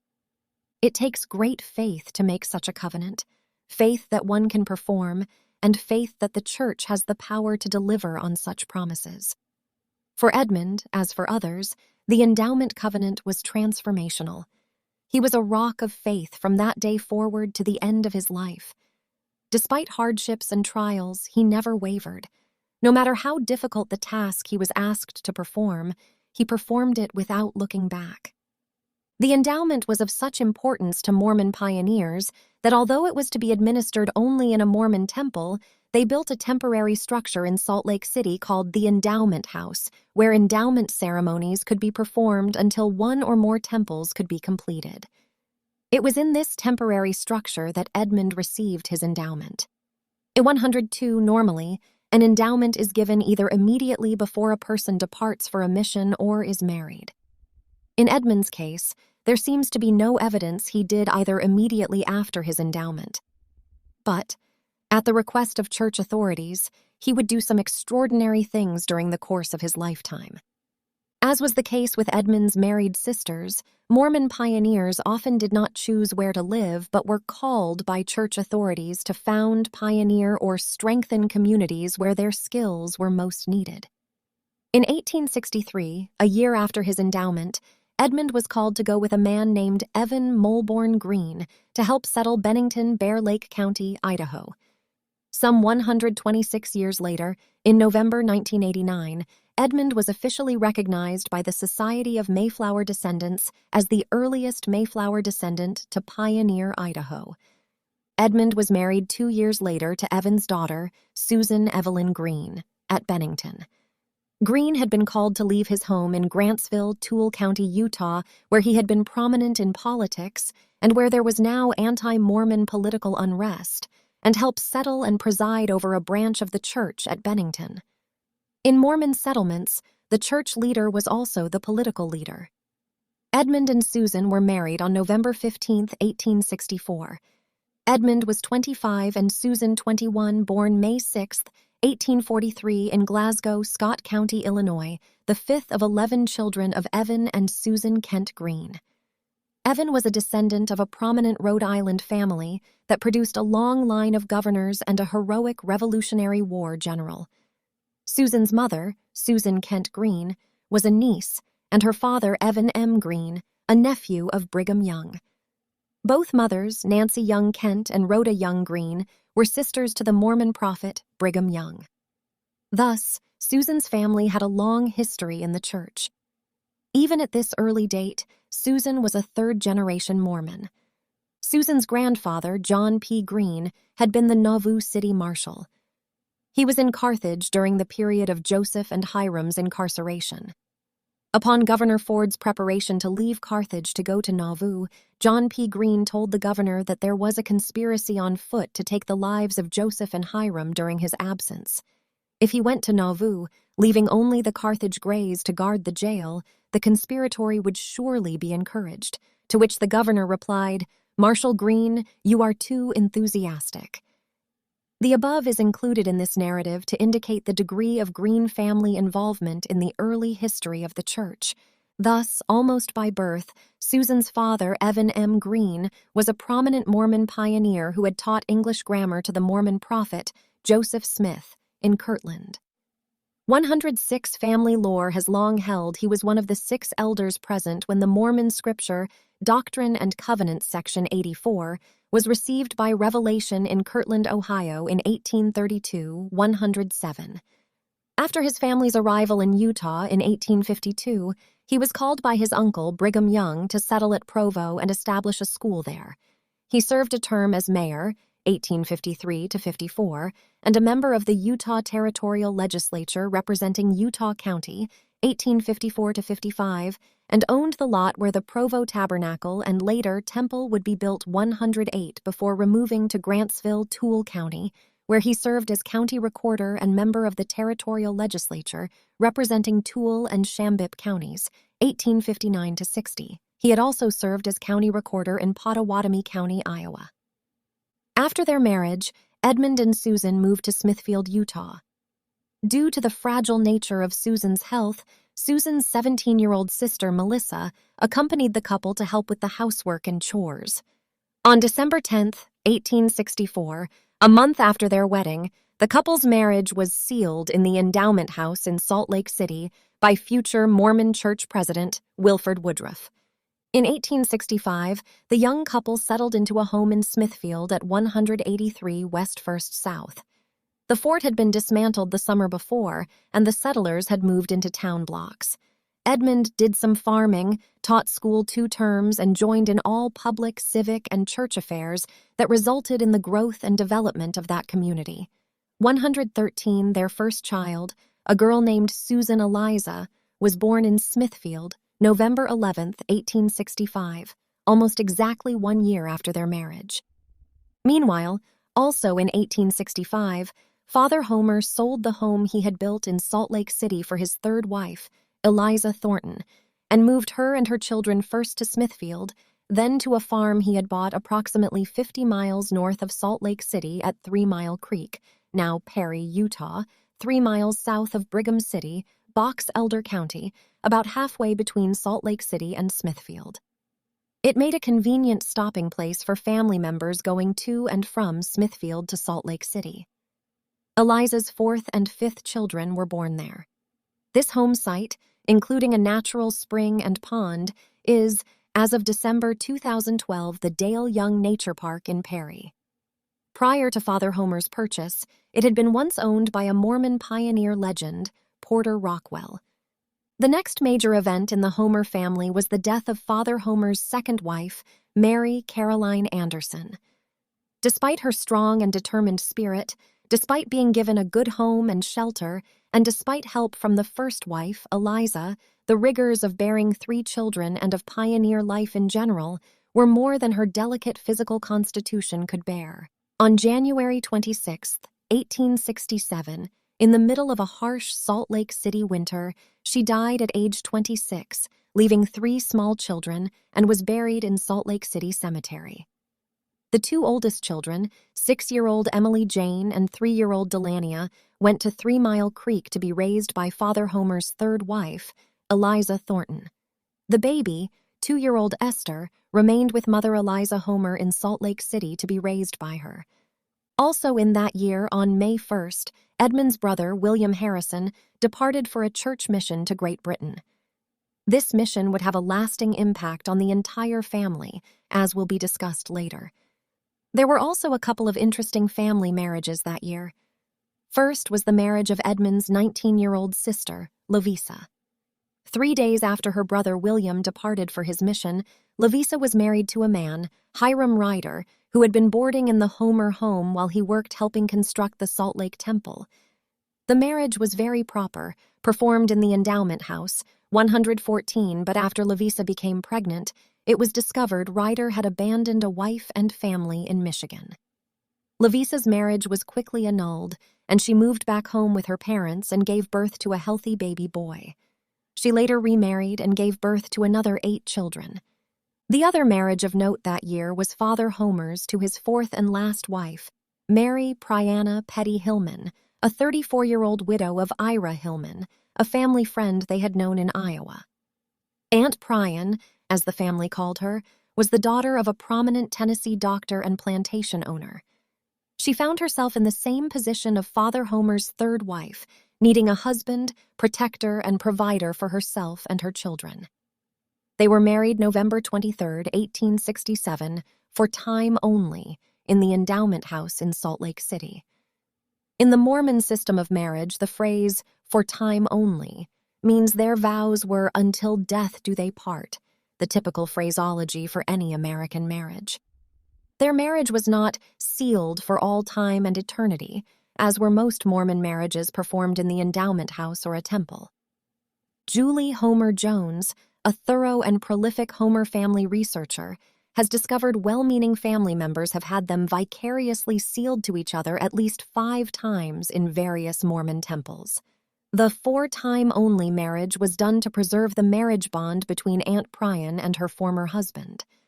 Children born to her and Father Homer would belong to her former husband and his covenant family. Father Homer was meant to be a caretaker husband to her and her children only until one or both died.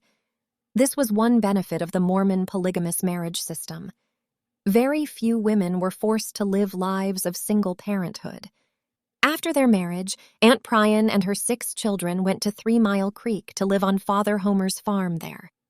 1 month after this 4th marriage, Mother Homer's sister, Mary Ann Williamson Coons, died in Heber City, Utah. She had been a powerful influence on the family, having joined the Mormon Church in 1832 in Spafford, where she and Eliza had grown up, and encouraging the Homer family to join her in this new religion, then living near them in Illinois, where the Homers had joined the church, and afterward in Iowa. When the Homers came back from Pennsylvania after Grandfather Homer's death, they had not returned to settle near the Coons. Instead, they had resettled northward and then gone to Utah in 1858. The Coons didn't go until 1863 and settled miles away in the mountains southeast of Salt Lake City in Heber City. Thus, the 2 families had lost touch with each other. It is likely the Homers received the news of Mary Ann's passing via telegraph. The transcontinental telegraph line had been completed just 6 years earlier, in 1861, the lines from east and west merging in Salt Lake City. On February 6, 1868, the city of Smithfield received its charter from the Utah Territorial Legislature.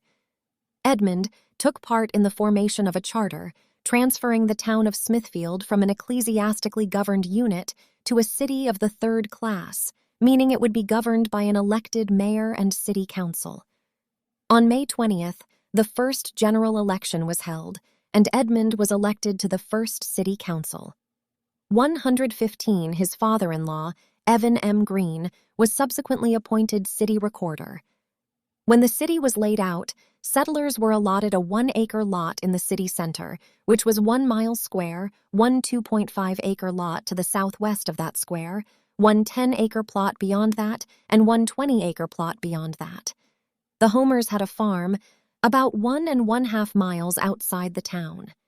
Keeping track of all this until 1874 was the city recorder, Evan M. Green, who, shortly after his daughter Susan was married to Evan, had traded his property in Bennington for property in Smithfield, where, as bishop, town affairs had been made exclusively under his management.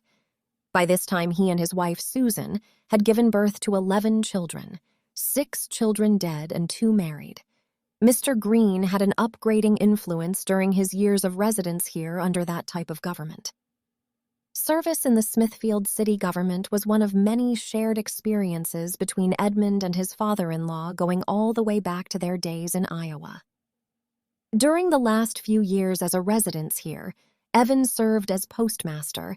It was a time when ordinances were in the process of development, and he, with Mr. Barber, the mayor, was a major in writing and recording policies, principles, procedures, and in getting good and exact language into the city record books. The 720 pages of his books show care and efficiency. As a devout and prominent Latter-day Saint, Evan M. Green had for some years been a polygamist.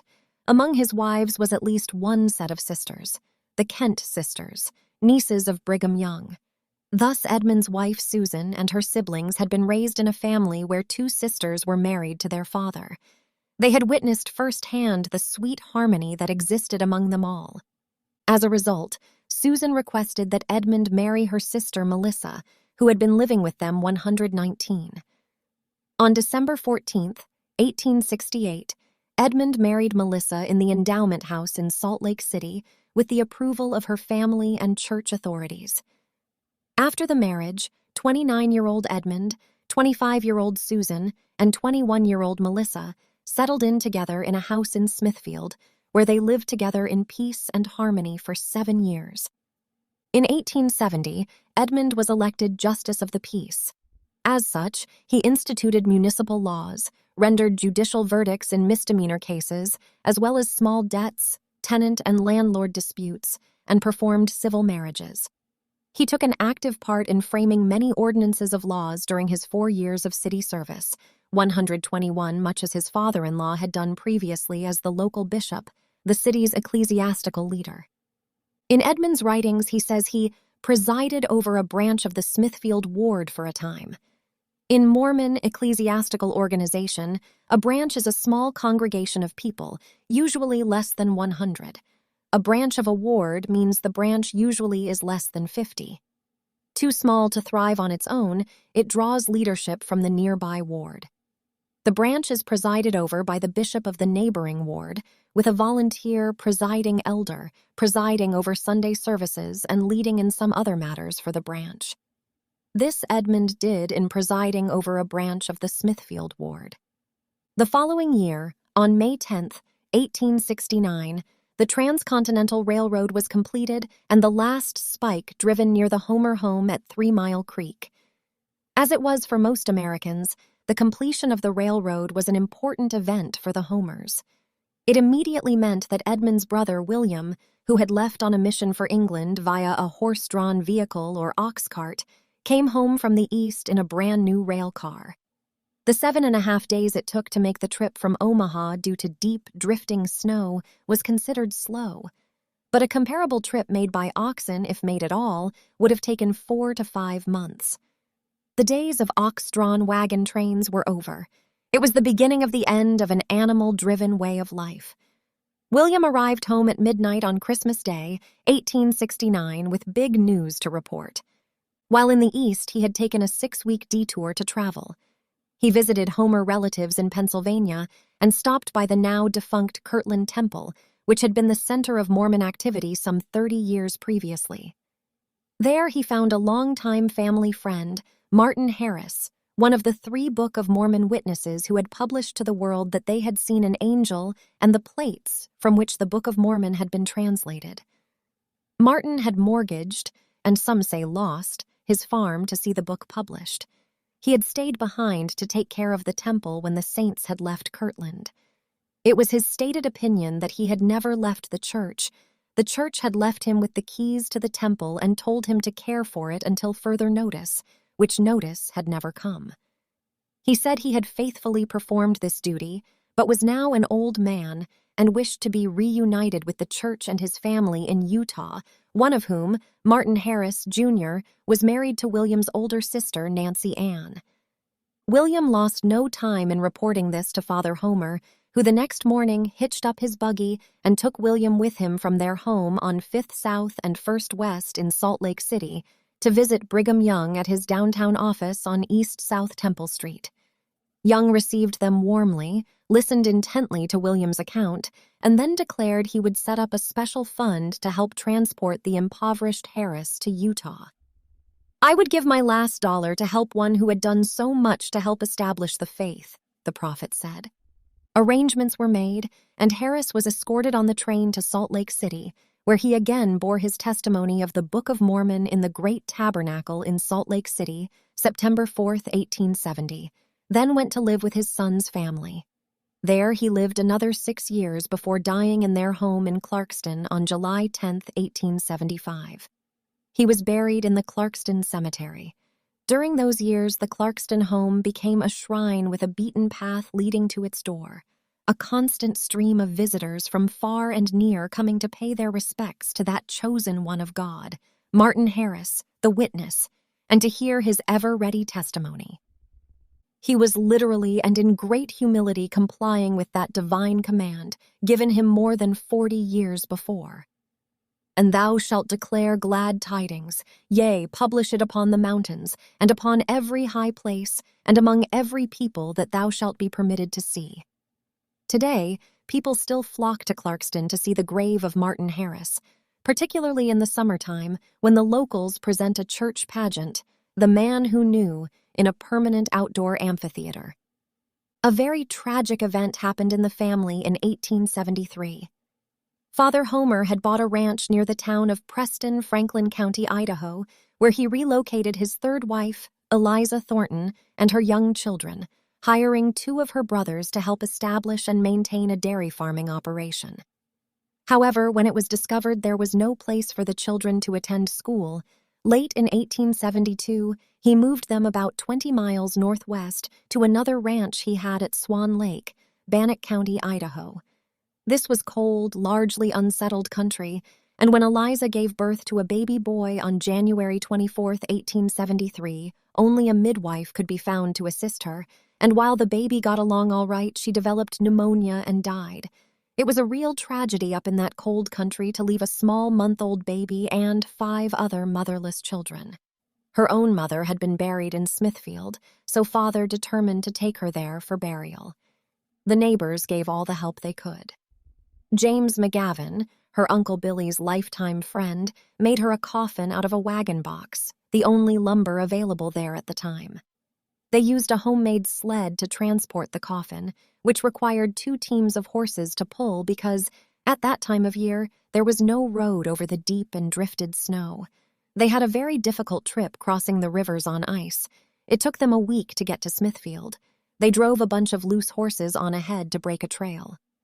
Mother was just 31 years old when she died. Although her life was short, it was full, considering the circumstance of her birth in England, in the house where her ancestors had lived for generations with no thought of ever leaving there. It is quite different than one might have expected for her. Although after leaving England, she had quite a trying life. She never revealed that she ever felt hard or bitter or had any regrets about it. She had given up her home and country for the gospel. It was her thought that it was worth every sacrifice. the main joy of her life centered around taking part in church activities. It might be mentioned here that although her children were orphaned young, one of her grandsons, J. Allen Crockett, rose to become Chief Justice of the Utah Supreme Court. Later that year, 1873, Edmond's father-in-law, Evan M. Green, was ordained a patriarch in the church. At age 59, he was younger than most Mormon patriarchs, men who have demonstrated a full lifetime of unyielding faith and devotion and devoid of scandal or reproach. The minimum age for ordination to this position is 55. Today, there is one patriarch in virtually every Mormon stake, an organization of usually 5 to 10 local congregations and 3,000 to 5,000 members. The stake patriarch is often the most venerable and revered man in the stake. In Evan's case, he served as a traveling patriarch who went 300 miles south to the southern Utah town of Springdale, laying his hands upon church members' heads, voicing patriarchal blessings along the way. It is said he averaged giving 16 such blessings per day. Such blessings are singular events for Mormon church members. They are considered a personal revelation to the member to whom they are given. They are recorded and kept in perpetuity in the church archives. They are designed to be personal revelations to help individuals understand who they are, their particular talents and strengths, to which of the 12 tribes of Israel they belong, and a forecast of future events that may be anticipated in their individual lives. In the year 1874, Edmond and his 2 families also suffered another tragedy. Melissa's eldest son, 4-year-old Admanza, was accidentally killed. He stumbled on a rock while visiting school with near relatives and died from the effects soon after. While this was an unusual occurrence, before 1900 deaths among children were common. In some families, only half the children lived past infancy. In Evan M. Green's family, only 6 of 11 children reached adulthood, 2 of them Edmund's wives, Susan and Melissa. Melissa left this brief but poignant statement regarding the death of her little boy. My eldest child, Admanza, when 4 years of age, was accidentally killed by a neighbor's boy.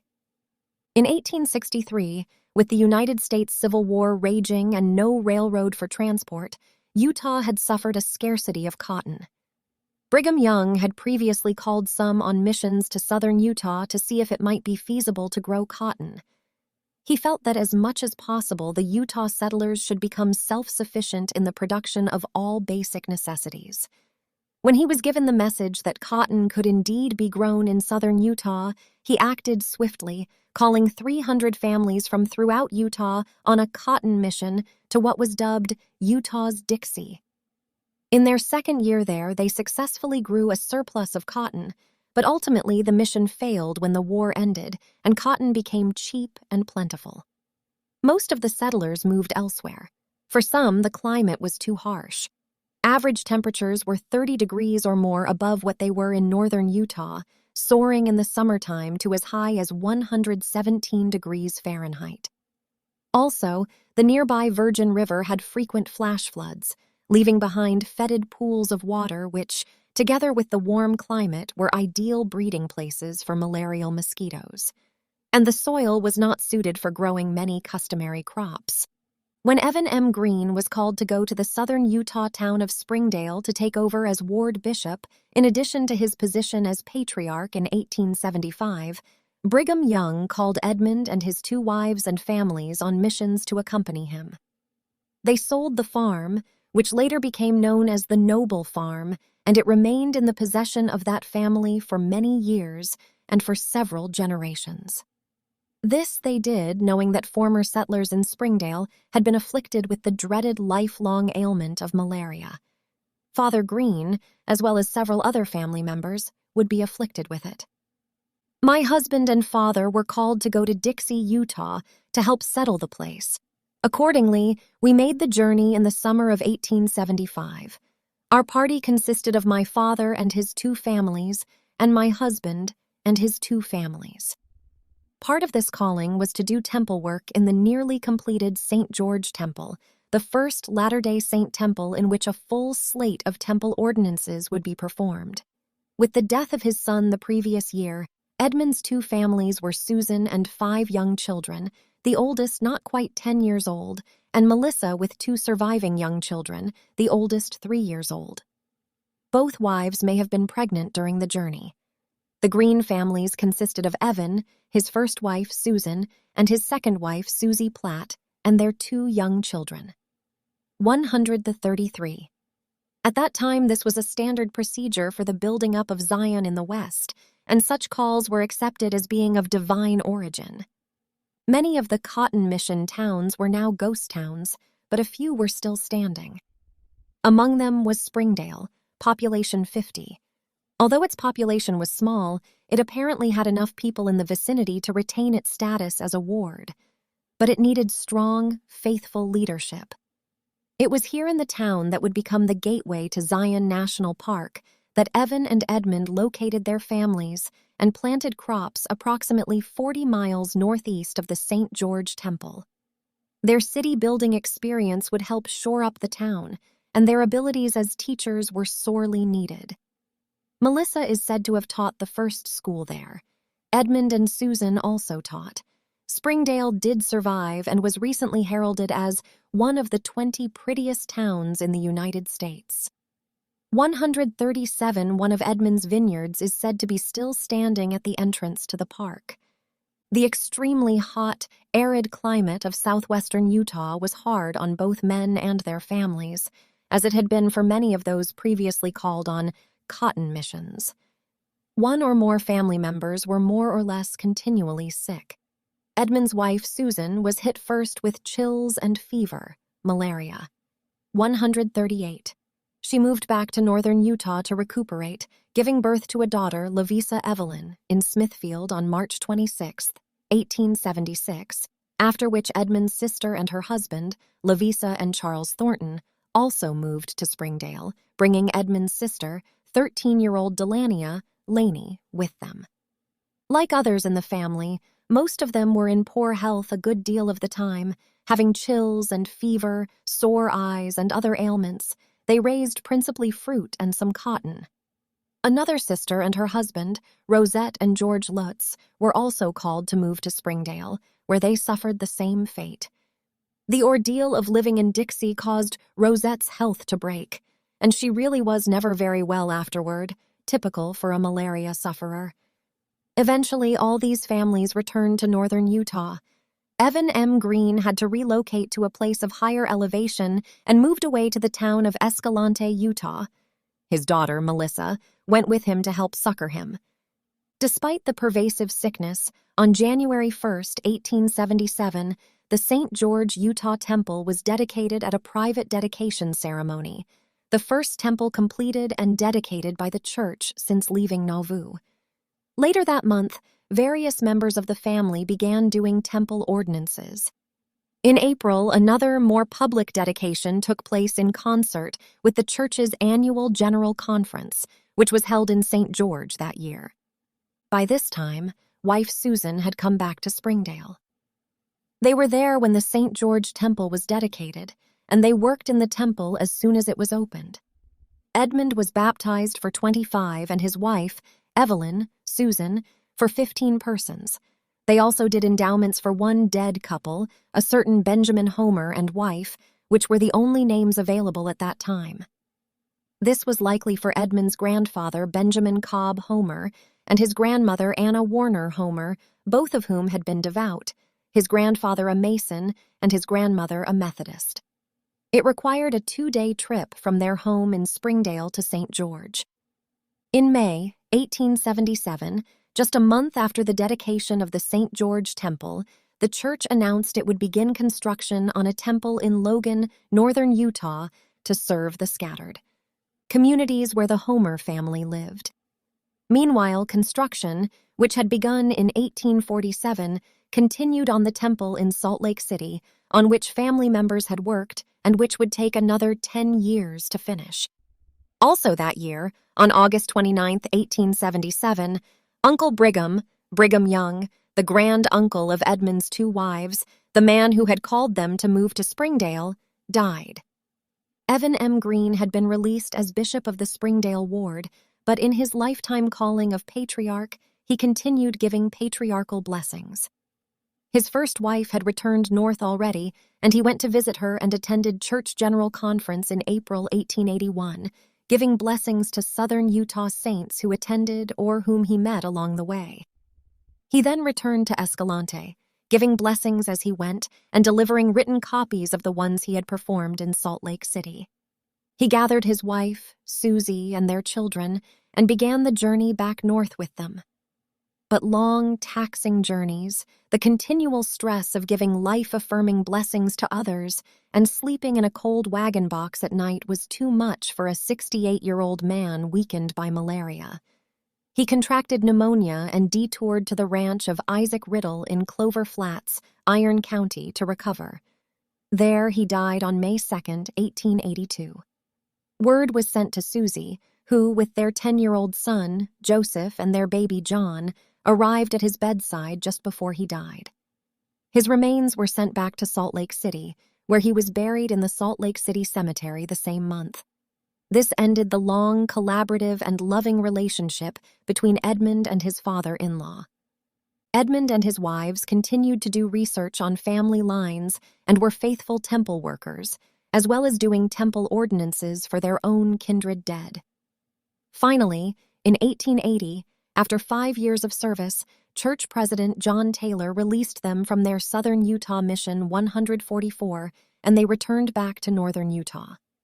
Meanwhile, Susan's baby, Lovisa Evelyn, conceived and delivered during Susan's bout with malaria, died in Clarkston July 17, 1879, at the age of 3. After their return, Susan gave birth to her last child, Annie Mae, at Smithfield, January 1, 1881. After the death of her father, Edmond and second wife Melissa traveled back to Salt Lake City in November 1881, and her youngest daughter, Rhoda Green, was born there July 9, 1882. They then went further north to Smithfield, joined Susan there briefly, then all moved on to Trenton, where Edmond and his brother, Benjamin John, rented a ranch. Trenton was a little town close to another little town, Clarkston, where Father Homer had in 1874 relocated his remaining 2 wives and all his children. These 2 older women had taken on the task of raising all the children of the 2 younger wives who had passed away. By now, the beautiful, verdant valleys along the Utah-Idaho border had Homer families scattered throughout. Their lives were much like those portrayed in the Walt Disney movie The Wild Country, the Homers being from western Pennsylvania, just like the movie's family, the Tanners. Primary issues for these pioneer families were land and water claims and usage, severe climate, wars between cattlemen-ranchers, sheepmen and farmers, and Indian troubles, and as will be seen, Edmond was in the forefront of each of them. The home in Clarkston became home to the whole family. Father made it his headquarters, and all his business and other activities were carried on from there, and every member of the Homer family, including Father and his other wives, called first wife Eliza Mother Homer, and all came home to her when sick or weary or having a burden they needed to share, or a confidence they did not wish betrayed, and she never seemed to tire of serving those she loved. Trenton had a branch of the church dependent on Clarkston Ward, and Edmond was called to preside over this branch. After living in Trenton, Edmond went to the town of Marion, in newly formed Cassia County, Idaho. There he filed claim on land and water rights. He remained there working on irrigation ditches until his water rights were secured for the 65 acres he had claim on.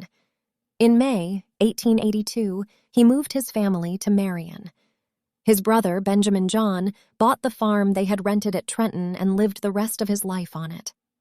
However, at Marion, the rabbits destroyed Edmond's first crop, except for 1 acre of potatoes and a small patch of onions. The misfortune caused Edmond to gather up his family and move once more. 148. This time in July of that same year, 1882, they moved to Cassia Creek, now Malta, Cassia County, Idaho. They kept the farm there for 4 years, where they built a log cabin, fenced in the area claimed, and planted crops. Most of the hardy pioneers of the period would have accepted this as evidence of ownership without a contest. However, in obtaining patents on farmland, as in claims to mining rights, there are opportunists known as claim jumpers. One such character, known as Jim Hayes, with 3 drunken companions, came to Edmond's home with the intention of driving him and his family off the land. After some talk and menacing with the guns they were carrying, they retired to a shack across the street. There, they spent a riotous, drunken night before finally settling down to the stupor of their overload of whiskey. In the early dawn of the following day, after the drunks had settled down, Edmond and his brother-in-law, Edwin Green, departed for American Falls. Edmond thence took the train to Oxford, the county seat, where he filed his claim to the disputed land. Hayes finally attempted to file a claim to the same land several days later. While Edmond was away, Ben, Susan's oldest son, then a teenage boy, remained at home as the primary protection of the pioneer family. Although Hayes was too late to legally do anything to force the family off the land, he continued his annoyance until Edmond let it be known he had had enough and he would tolerate no more, that he was keeping his rifle ready and loaded in case Hayes should make any further intrusions upon his home and family. To avoid a possible confrontation, some responsible men picked up Hayes and transported him out of the area. He was later killed in a drunken brawl in Montana. In the meantime, in 1883, Edmond bought a home for Melissa and her family, who had been at least for a time residing in Salt Lake City, her son, Willard.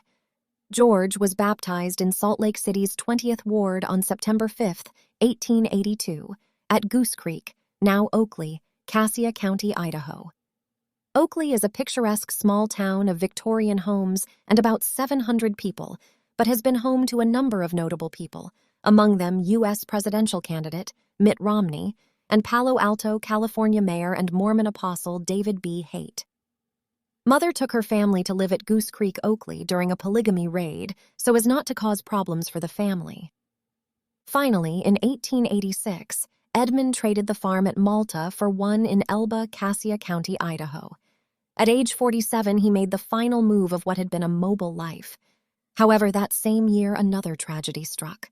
While she was away from home administering to a sick church sister, 151 Melissa's now eldest son, 16-year-old John Williamson, was out with a hunting party, was mistaken for a deer and shot. He died during the night while he was being brought home. At this time, all of my daughters were ill with scarlet fever. This was during the raid of the polygamists. This is Melissa's written account. At that time, there was a heated war going on between cattlemen and sheepmen in the area. John was shot and killed on September 18, 1888, under questionable circumstances, although the death was officially described as a hunting accident. The heartaches and tragedy created by the raids, burnings, and gun battles of the cattle and sheep war touched practically every village and family in southern Idaho during the period from 1880 to 1900. Whatever the case, Melissa had lost her eldest 2 sons to accidental deaths, something that would affect her family deeply over the next several years, as she would be abandoned and left to cope with such things without any child old enough to be of much help. As this war raged around them, the polygamous Homer family became targets in another war, the war waged by the federal government against polygamists. Both Father Homer and Edmond thought they were doing their duty to God by marrying more than one wife. But now life for polygamists had become precarious and downright nasty, and Melissa and her children were about to bear the brunt of it all. Since Joseph Smith's first vision in 1820, when a local Methodist preacher had surprised Joseph by asserting that his vision had been of the devil, various ministers had played prominent roles in denouncing the Mormon heresy. Drunken mobs were sometimes whipped into murderous frenzies by local ministers, and some of their most frantic remonstrations were against the rumored Mormon heresy of teaching and practicing polygamy, something the revered patriarchs of the Christian Bible had practiced for thousands of years, but had, somewhere along the line, become politically incorrect. Although it was still taught by Roman Catholics, its nuns were married to Jesus Christ and wore symbolic wedding bands, and various others, particularly outside the United States. It was polygamy, perhaps more than any other issue that had kept Mormons in the crosshairs of mainstream America for nearly 60 years. When polygamy was first announced publicly in 1852, anti-polygamy efforts intensified. Some say the political fallout of thousands of American clergymen denouncing polygamy was the main thing that had caused U.S. President James Buchanan to dispatch a 2,500-man army to Utah in 1857, as the Republican political party had painted him as weak in his opposition to the twin relics of barbarism, polygamy, and slavery. The drumbeat against polygamy hadn't ended there. With the United States Civil War raging, the United States Congress nonetheless found the time and energy to pass in 1862 the Morrill Act, which was officially titled An Act Donating Public Lands to the Several States and Territories which May Provide Colleges for the Benefit of Agriculture and the Mechanic Arts. Who could be against such a magnanimous gesture by the federal government? Introduced by Congressman Justice Smith Morrill of Vermont, it passed both houses of Congress quickly and overwhelmingly. Today, 69 colleges and universities, including almost all with the name state in them, owe their existence to this law. However, hidden within the bill's language were provisions that prohibited plural marriage in the territories, including Utah, and disincorporated the church. In spite of this law, Mormons, including Edmond, his father, and father-in-law, continued practicing polygamy, believing they were protected by the freedom of religion guaranteed by the First Amendment to the United States Constitution. Although President Abraham Lincoln had signed the Morrill Act into law, he indicated he had no intention of enforcing its anti-polygamy portions, thus encouraging Edmond's family and others to continue polygamous relationships. The Mormons' chief enemy in the Senate became Senator George Franklin Edmunds R. Vermont, who, over a congressional career spanning some 23 years, relentlessly pushed and introduced ever-tougher anti-polygamy legislation, culminating in the Edmunds Act in 1882 and the Edmunds-Tucker Act in 1887, which essentially disallowed United States citizenship to anyone practicing polygamy. To enforce this, the United States federal government flooded Utah and southern Idaho with an army of federal agents to use whatever means was necessary, including interviewing children, examining bank accounts, and peeping into Mormon bedrooms to determine who was sleeping with whom. It was not against the law for unmarried or even married people to have sex with anyone they desired, but for married men to have sexual relations with more than one wife resulted in stiff fines and prison sentences. As the years went by, Edmond and his 2 wives, along with many other Mormons, continued having sex and children as they awaited a United States Supreme Court decision. The decision finally came in a case entitled Reynolds versus the United States in 1879, in which the court said, "Laws are made for the government of actions, and while they cannot interfere with mere religious belief and opinion, they may with practices." In response, Edmond and Melissa apparently continued a widening disassociation between them. Both felt it important to obey the letter of the law. Melissa's last child was born in 1882 when Melissa was 37 years of age. Apparently, she stayed in the family home at Oakley while Edmond, together with Susan and her family, moved away to Elba, a beautiful little town nestled between the Albion and Jim Sage Mountains along Cassia Creek in southern Idaho. Thus, Melissa was left in a most precarious position. A young mother, 37 years of age, coping with pioneer life without support, either physical or financial, in a small Idaho town, with the oldest surviving son just 9 years of age and 4 younger daughters, the youngest of which was a new baby. To give her help or support of any kind could be interpreted by federal agents as cohabiting, making them felonious criminals. Melissa, always modest and understated, declared, "As I was a plural wife, I had to be exiled from the rest of the family and endure many privations." One can imagine the tears that were shed as these 2 lovers and friends, married for some 17 years, shared their last hugs and kisses before Melissa was left watching her husband and sister cross over the mountain by wagon to make a new home in Elba without her. Her happy, loving life, the only life she knew, was suddenly ripped apart, not because of her, nor Edmund's, nor Susan's choosing, but because of federal decree. Divorce is painful under any circumstances. To be forced to divorce when none of the affected parties chooses, it must have been excruciating. In 1890, Wilford Woodruff, the man who had initially sealed Edmund and Susan's marriage in the endowment house in Salt Lake City, and who was now the church's president and prophet, issued a document called the Manifesto, which became part of Mormon scripture.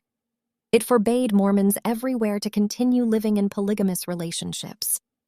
Remembering their temple endowment vows, Edmund and Melissa separated quietly and permanently because the federal government, but more importantly, church authorities, who had initially encouraged the marriage, asked them to part. Eventually, while remaining obedient to church leaders, Edmund became withdrawn, silent, reclusive, and harsh with children and grandchildren. Elba was the perfect spot for a recluse, inaccessible much of the year, and then only by one narrow dirt mountain road. But otherwise, Edmund's and Susan's lives continued pretty much as they had been. He was soon appointed postmaster and elected justice of the peace and notary public. Their home was bought and paid for by their eldest son, Ben, who had been unmarried for some time and saved a considerable sum of money from a variety of jobs. He purchased trees and shrubs, which Edmund planted, making the home into a veritable fairyland, or so it seemed, to his grandchildren in later years. 158. While he was doing this, Ben, Susan's son, had lived with Melissa at Oakley, 159, possibly at least in part to get more schooling. The Cassia stake, like many early Utah and Idaho stakes, had its own school in Oakley, the Oakley Academy, where all grades were taught. Being simultaneously postmaster, justice of the peace, and notary public made Edmund probably the most important non-ecclesiastic man in town. As the postmaster, he knew a great deal about the business of every person living there. As justice of the peace, he decreed most of the laws by which the town would be governed, handed down official court decrees to those seeking legal redress or disobeying the law, and performed marriages.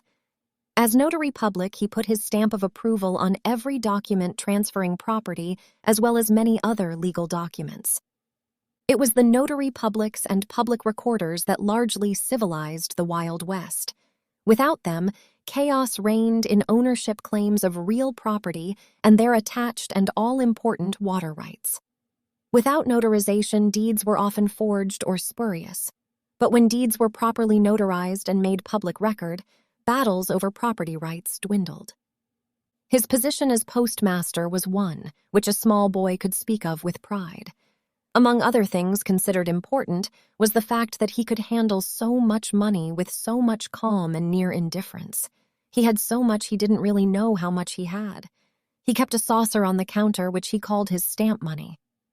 One day, 2 of his grandsons plotted to each steal a quarter from the coin saucer, and after visiting the store around the corner, came into Grandma Homer's kitchen with mouths full of candy and a large sack of candy in each of their hands.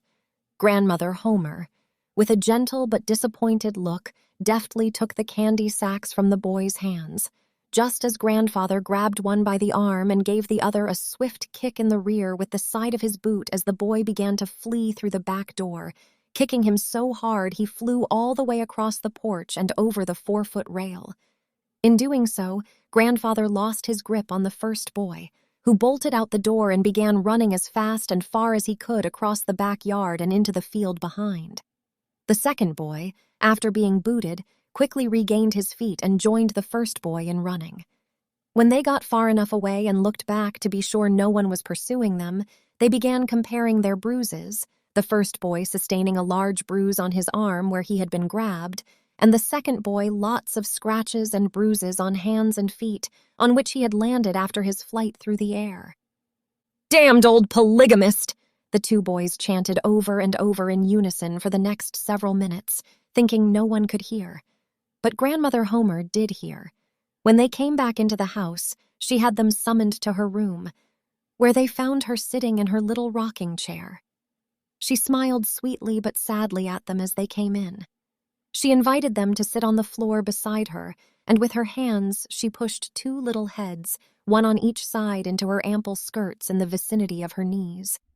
She explained the evils and the unfairness of taking things from other people without asking.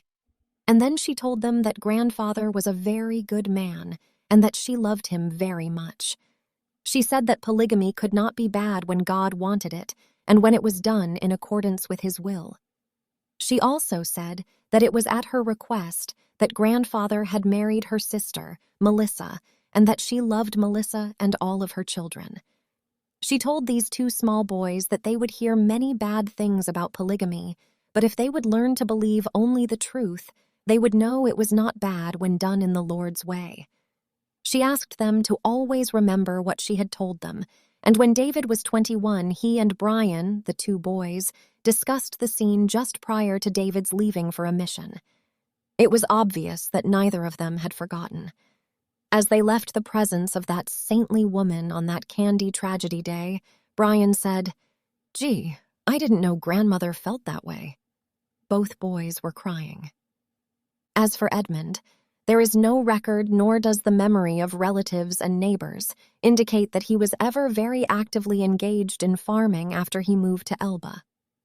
Although he had tried his hand at it, his talents seemed to be more suited for cattle and horse husbandry, freighting, real estate speculation, and civil service. And there's no telling how much of his verve and spark had been extinguished by his forced divorce.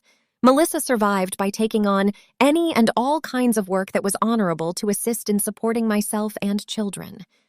The town of Elba sits up in the mountains high above the flat farmland below. The mountain roads were often impassable to vehicle traffic during the winter months. Trips to Elba were always by wagon or buggy and were generally no earlier in the year than April nor later than Thanksgiving. The routes through and around the mountains were such that the final approach to the Homer family home in Elba was from the east. 164 going back and forth to do farm labor may have been more than Edmond could do. He could eke out a living from his government positions of Justice of the Peace, Postmaster, and Notary Public. Each paid small stipends. With these and a large garden, he and Susan seemed to get by, as did Melissa. For children and grandchildren to visit Edmond and Susan, there was considerable excitement involved in going over the rocky, rough roads with spring washouts of varying depths, the occasional need to abandon the road entirely to find a passage that would permit the buggy to proceed with as little risk of accident as possible. Generally, when this happened, all the passengers were unloaded from the buggy and were obliged to travel on foot until the danger of a tip-over or a broken wheel or spring could be eliminated, or at least held to a minimum until the vehicle could again be returned to the road.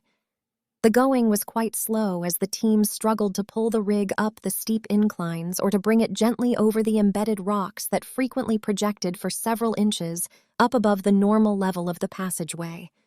So it was accepted procedure to permit anyone who was tired of riding to walk for a while.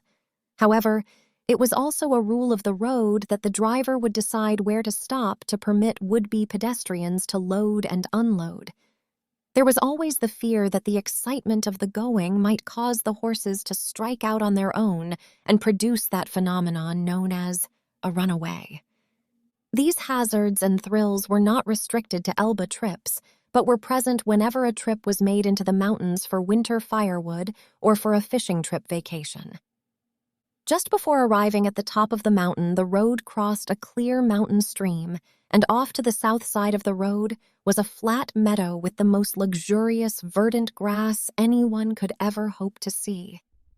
It was at this point that the family always stopped to water and feed the horses and to spread out their picnic lunch, a memory picture well worth dreaming about. After the picnic lunch, it took a dreamy afternoon, and sometimes into the night, to arrive at grandmother and grandfather's place in Elba. The guests were treated to a good old-fashioned pioneer dinner, including grandmother's unforgettable jams, jellies, and preserves. The head cheese grandmother made and the big round heads of yellow cheese were something to be sought after and once tasted, never to be forgotten. The homemade bread was good, but it was just a vehicle for transporting all of the delicacies that could be brought forth from that down-in-the-earth old-fashioned cellar. The men and older boys generally slept in grandfather's room, and the ladies went to grandmother's room. The children were usually either tucked into the foot of some grown-up's bed or were bedded together on the floor and sometimes were permitted to sleep out under the trees. Each year, one of the first trips to Elba was usually for Easter, where there would be cousins and an assortment of goodies, home-cooked and assembled by the various mothers that were present. There was always the Easter egg hunt. The competition was intense in trying to see who could gather in the most eggs. Some of the eggs would have been hidden some days before, but nearly always there were some that would come from the nest of a hen who had a nest in the willows or the bushes and who may have been stocking up her eggs for some time. The offensive odor of such eggs would only come to our attention when one of them was broken. This could happen either by accident or by design. This never seemed to please the adults, but always added another level to the excitement and amusement of the children who would go around holding their noses long after the odor had been dissipated. Generally, there was a family gathering of sorts where some of the eggs were colored in preparation for the Easter party. Upon entering the village, one of the first residences was the log cabin home of Edmond Homer. It was on the south side of the road at a vehicle entrance to the east of the house, where the barn, the corral, and the carriage shed were located. The barn was about the same distance from the road as the house, but the carriage shed was somewhat further south. Continuing on down the road to the west for about 300 yards, the main road turned to the south. On that corner was the local store, which attempted to supply the retail needs of the village patrons, as well as the needs of the farmers and ranchers in the Elba area, and the candy for wayward boys. The store carried a very large variety of articles and would take orders for anything it didn't have in stock. The goods thus ordered would be sent from their eastern source to the nearest railhead, and then they would be picked up by the freighter that customarily carried goods from the railhead to the store. This sometimes entailed a rather long waiting period and at times created problems as to whether a customer should pay for something he ordered a year earlier, which upon arrival he no longer needed. The two articles, always well-stocked, were the candy counter and the cracker barrel. Continuing on down the road to the south of the store, you would pass the school and the church. There was also a road that took off to the west, which wandered around a bit, but if followed would finally take you to Sam Barker's ranch house. In addition to the dirt road that passed in front of the Homer house, there was a hard-packed dirt footpath that ran along close to the fence line, which permitted pedestrian traffic between the house and the store without the necessity of wading through the deep mud or dust, which alternately covered the wagon-rutted road. From the Homer residence, a wooden gate opened onto this path from a rough, rocky path, extending in a straight line from the gate to the living room entrance of the cabin. The house was about 40 feet back from the road. A few feet east of the rocky path and somewhat closer to the house than it was to the road was a well. It was a dug well about 4 feet in diameter and was walled up with cobblestones to a height of 40 inches above the ground level. Setting on this rock wall was a wooden water bucket, which was attached by rope to a windlass, which provided the means of drawing the water from the well. The rock wall was a tempting device of climbing children, and although the well was not overly deep, it was a danger for the kids. The house itself was about 35 feet long, east and west. The entrance through which the family and most of the visitors entered the house was on the east side facing the barn, the yard, and the corral. This entrance was somewhat above the normal level of the ground, and all along the east side of the house was a wooden platform, about 6 inches up from the ground and about 4 feet wide. The door was about midway of the width of the house, and it was necessary to step up from the platform an additional few inches in order to enter the kitchen. To the north of the door against the wall was a bench.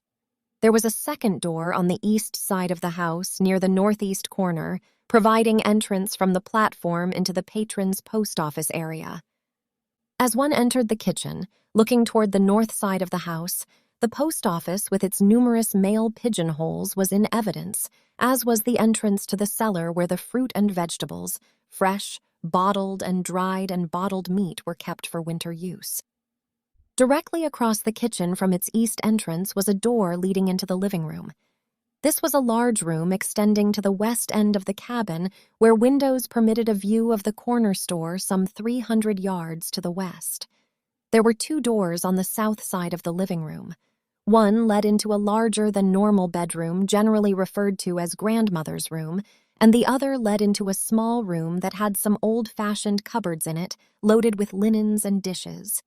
The room served not only a linen closet, but also a general storage area for the miscellaneous household articles.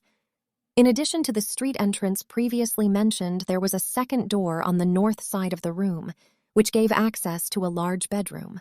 This was grandfather's bedroom, but could also have been referred to as the men's bedroom, as there were several large beds in the room.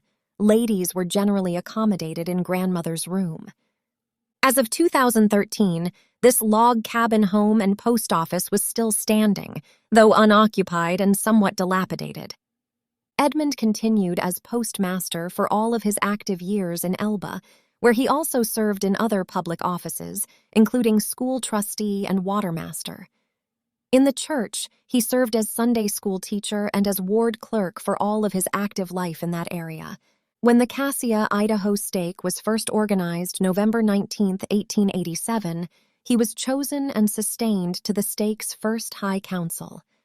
A week later, when the Elba ward was organized, he was sustained as ward clerk and remained such for at least 37 years.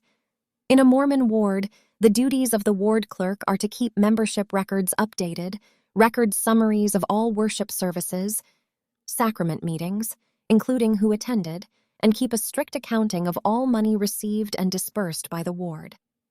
It was an important position that didn't call for much talking or schmoozing with ward members. Yearly, a report of all ward activities was forwarded to Salt Lake City to be kept in perpetuity by the Church History Department. Just a year after being made a ward, in 1888, a rock LDS meeting house was constructed in Elba, which was still in use in the 1940s. 168. From 1888 to at least 1916, Edmond attended church every week and kept the records for the ward in that building. The latter part of his life was as stable as the earlier part had been tumultuous. The year 1890 was important to Edmond for at least 2 reasons. First, Father Homer died at age 75 on February 12th in Clarkston. He had been thrown from a buggy several years before and never fully recovered. Like Edmond, he had found the perfect place to settle down late in life and live out his remaining years. During Edmond's childhood and young manhood, the two had been inseparable in all of Father Homer's undertakings and family moves. Even after his marriage, he and Father Homer had engaged in various business enterprises until at least 1875, when Edmond was called to go to help settle Springdale. Father Homer was survived by Mother Homer and his 4th wife, Aunt Pryanne. During the last winter of his life, he arranged his business affairs, making for his 2 remaining wives, Mother Homer and Aunt Pryanne, to live comfortably. He also provided for his 2 children who were unable to take care of themselves, his daughter Mary and his son Dave. His estate being so disposed of, there was nothing to probate and nothing for the rest of the children, so no trouble was ever had concerning his property, which may be one reason for the fact that the family has always remained loving and united. On the day of his death, he related a dream he had in his early life about being in a boat on the Missouri River with the prophet Joseph Smith, floating downstream. The prophet had said to him, "There is no standing still in Mormonism. If you don't paddle upstream, you will surely float downstream." The effect of this dream had been very important upon Father Homer's life. He had always felt as though he did not dare to refuse anything he was called upon to do by proper authority, and was extremely thankful he had never done so. He was laid to rest in Clarkston Cemetery, his grave next to that of his lifelong friend, Martin Harris. The following year, 1891, Mother Homer sold the farm in Clarkston and went to live with her youngest son, Russell King, Jr., who had become a prosperous farmer in eastern Idaho near Rigby, about 150 miles north of Clarkston. He built her a small house on his land near his own. A few years later, her brother, John Williamson, came to live with her. These two elderly folks lived happily together until his death in 1903. After that time, she gave up her own home and visited about with one and another of her children until her death, June 11, 1912. She enjoyed doing fancy work, especially netting, which she gave to the family as fast as she made it. A grandson described Edmond as a strict disciplinarian who, although sufficiently educated to be a schoolteacher and a postmaster, nevertheless attempted to keep his family on the straight and narrow path by restricting their reading to the standard works of the Church of Jesus Christ of Latter-day Saints. He was, in a sense, a non-violent man, and maintained his relationship with his neighbors and with the Indians on that basis. However, physical punishment of his children for dereliction of duty was not considered excessive. On the other hand, Susan was of such a gentle nature that she frequently refrained from disclosing the children's mistakes because she thought Edmund's punishments were too severe. Susan was loved and adored, and her son's feelings for her approached the reverence that most people consider should be reserved for God and his angels. Grandmother, Susan, had some trouble with arthritis in her hands and arms, and so was not too adept at sewing quilts. The other ladies loved to have grandmother read while they were sewing the quilt, and she read very well. However, the ladies were somewhat more interested in hearing the recent novels of the day than they were in forever listening to the scriptures.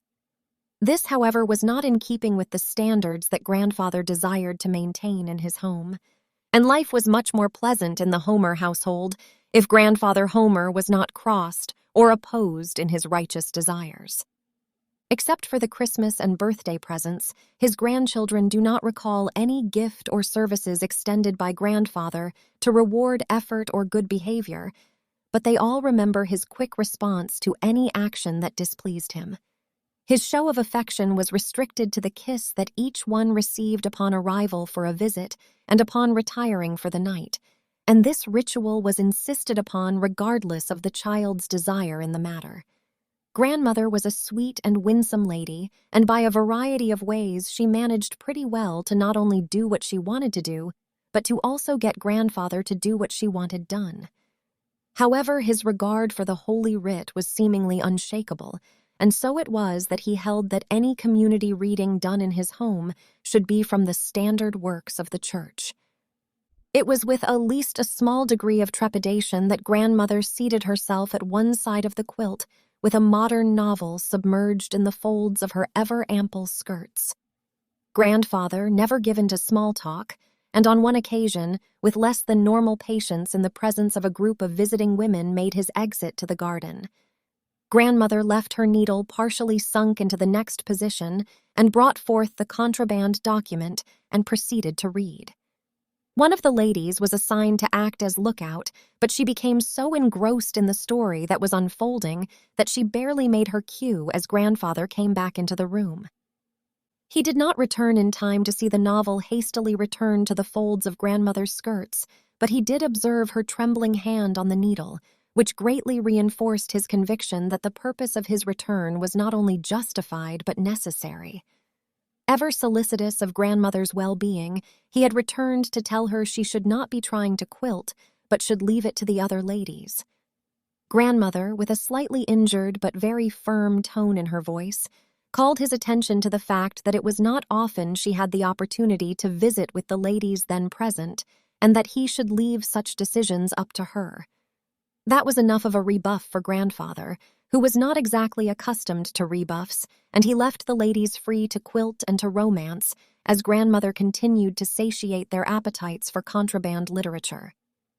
After the Cassia stake was organized, as in all stakes at that time, a quarterly stake conference was held. Usually, an apostle or other high-ranking church authority was sent to the area to preside over these conferences. The visiting authorities invariably stayed with a local family, usually the stake president, where they were given the best bedroom and bed in the house. In the Cassia stake, the visiting authority stayed at the Homer's home in Elba, where grandchildren stood in awe before the beautiful things in that tidy home. The organ and phonograph were objects of special interest, as we had neither in our early years, and her beautiful dishes are still subjects of discussion after many years, and after modern production methods have brought variety in both color and shape in even the most modest homes of our present day. A young niece of the wife of Edmond's son happened to be visiting during one such conference. There were not enough beds to go around, so Susan made a bed on the floor for Elsie, the niece, Anna, her daughter, and herself. Such practice was usual at the time. A tick, a pioneer mattress, was filled with straw, preferably oat straw, and laid on the floor. The number of persons who could sleep on one such bed depended upon the size of the mattress and the size of the people. These three ladies were not troubled, as they well might have been, with 2 or 3 small children sleeping at the foot of the bed. As they were getting into bed, Susan said, "Well, Elsie, I guess if you were home you would have a better bed, but where there is heart room, there is always house room." One of the recurring problems at Elba, as well as throughout the western United States, was relations between white settlers and Native Americans, which were a constant presence and often a threat. Skirmishes and sometimes outright war broke out fairly often. Edmond's solution, as it had always been, was to assist them, particularly with food. Edmond had constructed a platform about 6 inches off the ground which ran the full width of the east side of the house, and which itself was about 4 feet wide. The kitchen door opening on the east was about midway the width of the house.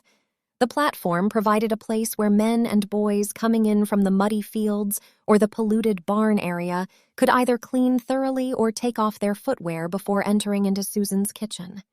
As one approached the door from outside, there was a bench about 5 feet long, 30 inches high and 12 inches wide just to the right of the door.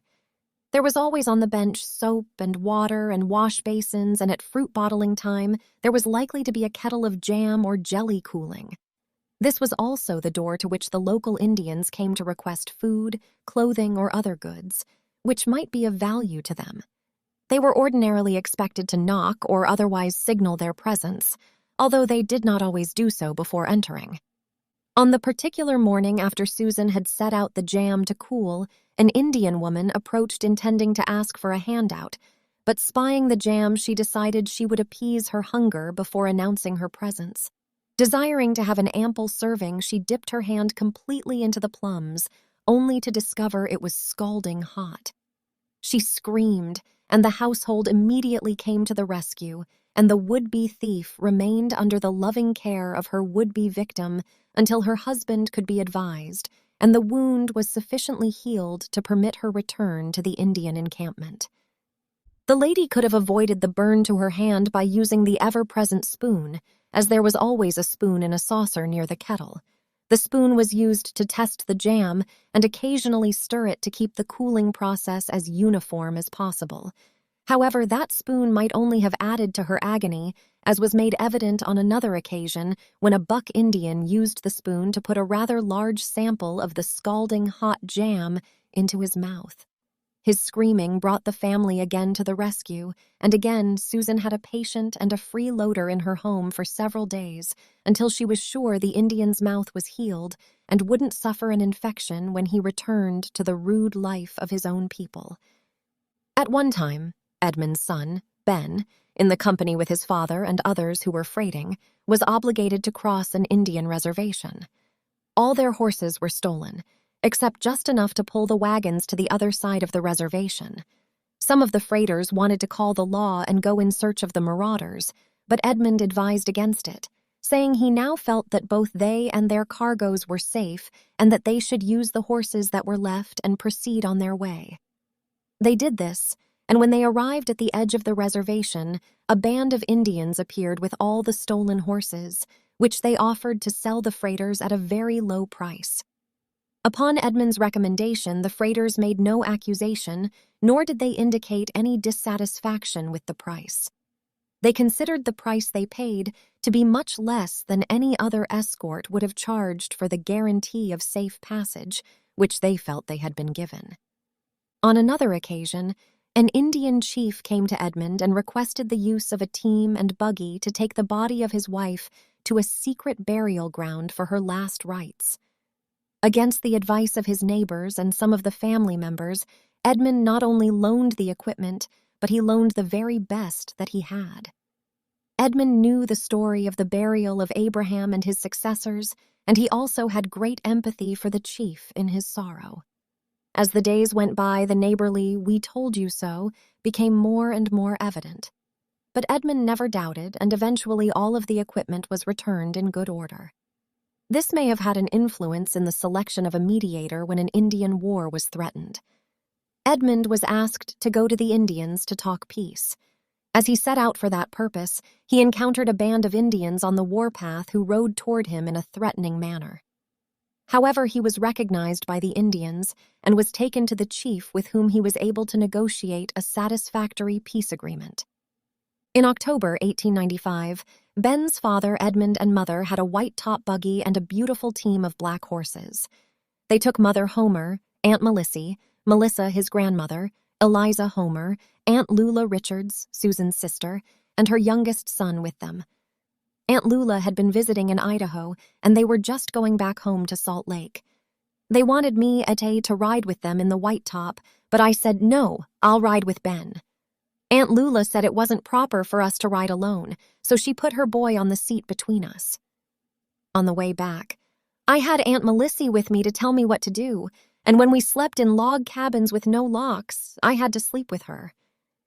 It was Edmond's mother's greatest joy and satisfaction to get the family together for a reunion. The first one was held at Edmond's brother Russell King's, usually called King, home at Rigby in October 1900, and from there on, as long as she lived, one was held every year. Although she was the head of the family, so that everyone treated her like a queen, she was the same modest, retiring person she had always been and bore these honors regally. She always made a welcoming speech concerning her noble sons and lovely daughters, by which, of course, she meant the entire family. At the 1900 reunion, a photograph was made of the entire numerous family. Edmond, now a white-haired, aged man of 61, sat next to his mother.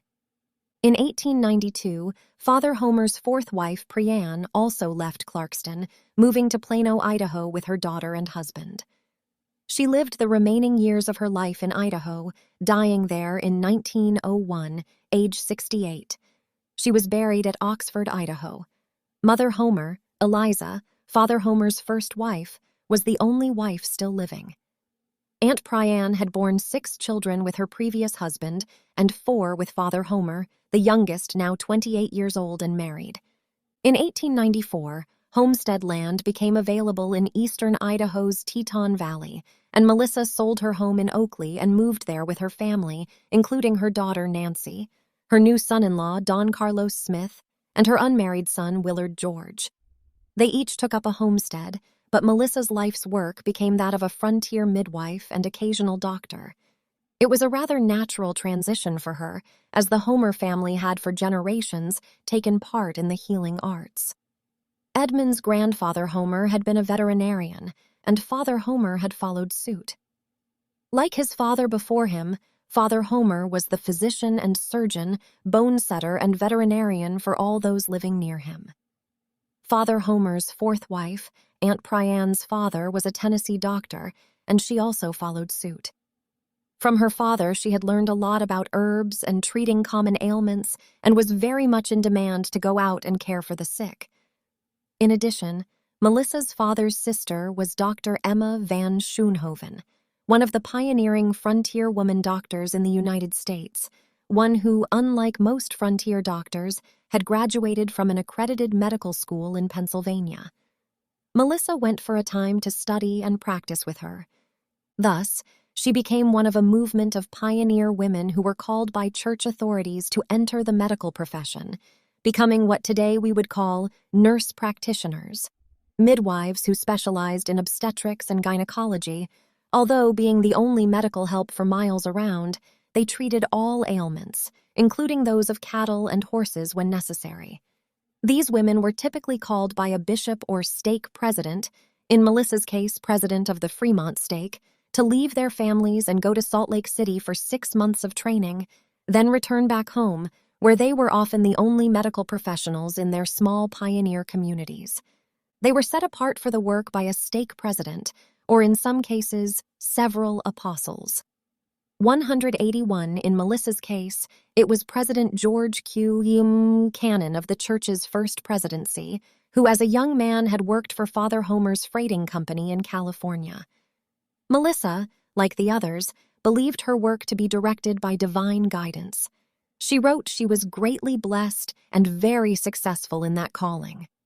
182. Indeed, it has been written that President Cannon promised her, if she proved faithful, she should be blessed in her labors and never lose a case. Although she delivered babies for some 25 years in a tiny, isolated town, some 250 miles from the nearest clinic or hospital, and amid the most primitive conditions, this promise was fulfilled. She didn't lose a single baby or mother. 183. She was part of what has been called the most remarkable flowering of medicine among women that has ever existed in any one region on the face of the earth. The going rate for delivering babies at the time was $3, about 3 times the average wage for labor of $1 per day. Although these women, including Melissa, did many medical procedures without charge to poor families. They considered their service more as church service than a profession. Melissa's son, Willard George, 3 years after marrying a local Swedish immigrant girl, was soon made Bishop of Hayden Ward, May 25, 1902. 185. Nancy Green and Don Carlos lived near Melissa for the next 24 years in the towns of Hayden, Darby, and Clawson. They became postmasters at Hayden in 1906. Hoping for a warmer climate, they moved to Blackfoot in 1912, remaining there until 1917. On June 7, 1905, a new baby appeared in the home of Edmond's son, Ben. Reminiscent of the circumstances surrounding Edmond's own birth, there arose a controversy among the family whether this baby boy was naturally born to Ben's wife or whether the baby had been dropped off by another woman. In Mormon culture, fathers and grandfathers who have received a temple endowment make up the bulk of the church's unpaid ministry. They are tasked and privileged with performing many of the duties of a pastor or minister, including blessing, christening and naming babies, baptizing, and passing their priesthood on to their male children and grandchildren. In the case of this new baby, the question as to what his name should be was a matter of mealtime and bedtime discussion by Ben and Etta. Ben's parents, Edmond and Susan, and 2 of his sisters were visiting in Marion and were very much involved in the matter. Ben had been advised by his sisters Annie and Susie as to what the name should be, and Ben was inclined to agree with his sisters. Etta had a different solution. In compromise, Etta agreed to permit grandfather Homer, Edmond, to bless the baby provided Ben would not openly support the sisters in their insistence that they should name the child. It was thus decided that Ben should ask his father to give the baby his name and his blessing. It seems that this was the state of things when Ben and his father, Edmond, walked into the room. Susie grabbed the baby from Etta's arms and thrust him into Edmond's arms with instructions that he should bless the baby, and she told him the name that he was to give the baby.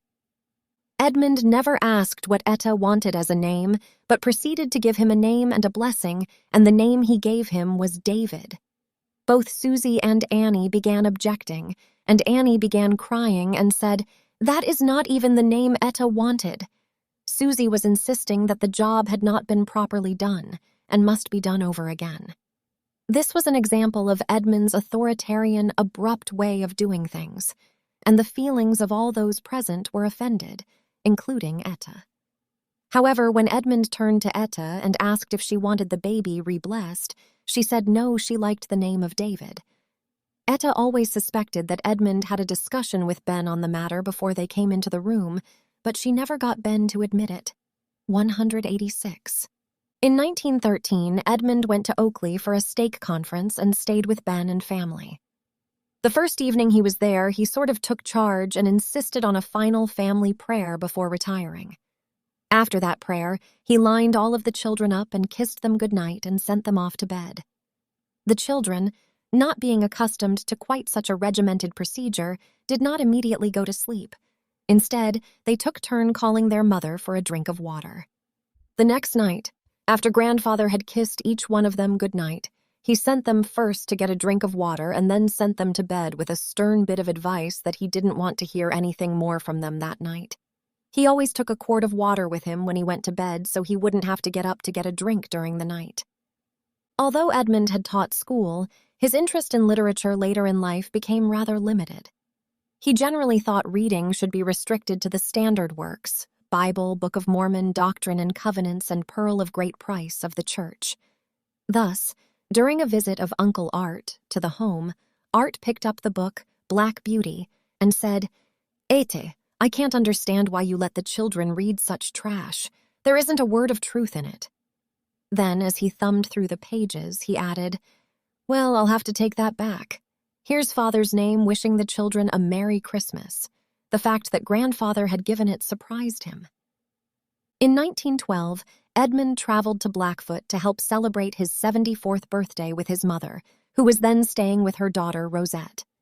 Mother Homer said to Edmond, "Edmond, I want you to ask the Lord to take me home. I am so tired and I want to rest." Edmond responded that he just couldn't do that, but if that was really her desire, he would get someone else to do it. She then said to him, "No, if you can't do that, just dedicate me to the Lord," which was done. A few hours after that, she laid down to take a rest and passed peacefully away in her sleep at the age of 97. Mother Homer was the one person of whom I have never heard an unkind word or a word of criticism spoken. She truly was one of the noble ones of the earth. While she sought no honors or acclaim, she quietly clothed the naked and fed the poor. She was loved and honored as few people have been. She walked with dignity and grace the path of duty as she saw it, letting nothing turn her from it. Of her goodness and true worth, the half will never be told. This was written by a stepdaughter, the daughter of Father Homer's third wife, who died very young. She and the other 7 children of the 2 wives who died young had been raised by Mother Homer late in life, after and during the time she had finished and was finishing the raising of her own 9 surviving children. She was indeed a remarkable woman.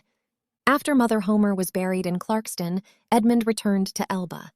There he and Susan lived another 2 years before Susan, who never had been really robust, died October 28, 1915, at age 72. Losing Melissa had affected Edmond deeply. When he also lost Susan, he didn't last another year. He passed away July 8, 1916, 1 month past his 77th birthday. He was survived by Melissa and 10 children, 6 from Susan and 4 from Melissa. He was buried in the Elba Cemetery in Elba, Cassia, Idaho, next to his beloved Susan. Melissa survived another 11 years, moving to and living in St. George, Utah, with a friend, Margaret Clark, whom she had met while living in eastern Idaho's Teton Basin. Melissa never remarried. She remained thoroughly faithful to Edmond the rest of her life. Even though federal government decree had forced her from his side, she believed strongly that a duly authorized agent of God, one bearing the keys of the kingdom, had sealed them together for eternity, and that what was thusly sealed on earth would be sealed in heaven. 190. Even though the United States federal government had forced her to leave her husband and live as a single parent for all but 16 years of her life, she believed that a just God would remedy that in the eternities. The last 10 years of Melissa's life, she and Margaret Clark spent their time facilitating sealings in the St. George Temple. She did a prodigious amount of temple work. It is written that Melissa did more family history and temple work for the young family than any other one living person. She did the sealing work for thousands. She had spent her lonely years well, healing and sealing others' bodies and families. She died in the home of her daughter, Nancy G. Smith, in St. George of influenza and pneumonia, April 10, 1927, just 12 days after Margaret Clark, and 2 months shy of her 80th birthday. She is buried in St. George. At her funeral, her bishop said she was the most faithful in the payment of her tithes and offerings of anyone he had ever known. So ended the life of Edmond Homer and his sister wives. He had been a man defined by his religion and the covenant he made at age 22. All the major events of his life were dictated by that covenant. When he was asked to go help pioneer Bennington, Idaho, he went. When his wife asked him to marry her sister, he married her. When he was asked to lead a small branch of the church in Trenton, Utah, he led it. When he was asked to sell his farm and take his families on a mission to southern Utah that they knew would be dangerous to their health, he sold out and went. When he was asked to serve on a high council and as a ward clerk, he served. When he was told the church could no longer practice polygamy, he gave up his wife, Melissa. In short, he gave to his church everything he was asked to give. He kept his temple covenants about as well as any man could. Today, his posterity is estimated to number in the thousands, most of them faithful Latter-day Saints. He and his family have truly and quite literally blessed the earth, as they have followed his example by becoming members of Abraham's people of the covenant. Hundreds of them have served as unpaid missionaries, bishops, stake presidents, and mission presidents in various parts of the world. Many have served in the United States Armed Forces, protecting America's freedoms. Virtually all have been people of honesty, integrity, and service. It's a proud legacy for a man who lived his entire adult life in the small towns of Utah and Idaho, achieving no fame or acclaim himself, but blessing people all over the earth through his posterity, a literal fulfillment of the promise he was given in his endowment covenant, made at age 22. Although his early life had been fraught with instability, strife, and anxiety, his last 30 years in his mountain hideaway were, despite Indian and claim jumper threats, generally peaceful and stable. One might take issue with his strictness and sternness in his home and family life, but it would be hard to dismiss the long-term results achieved among his posterity.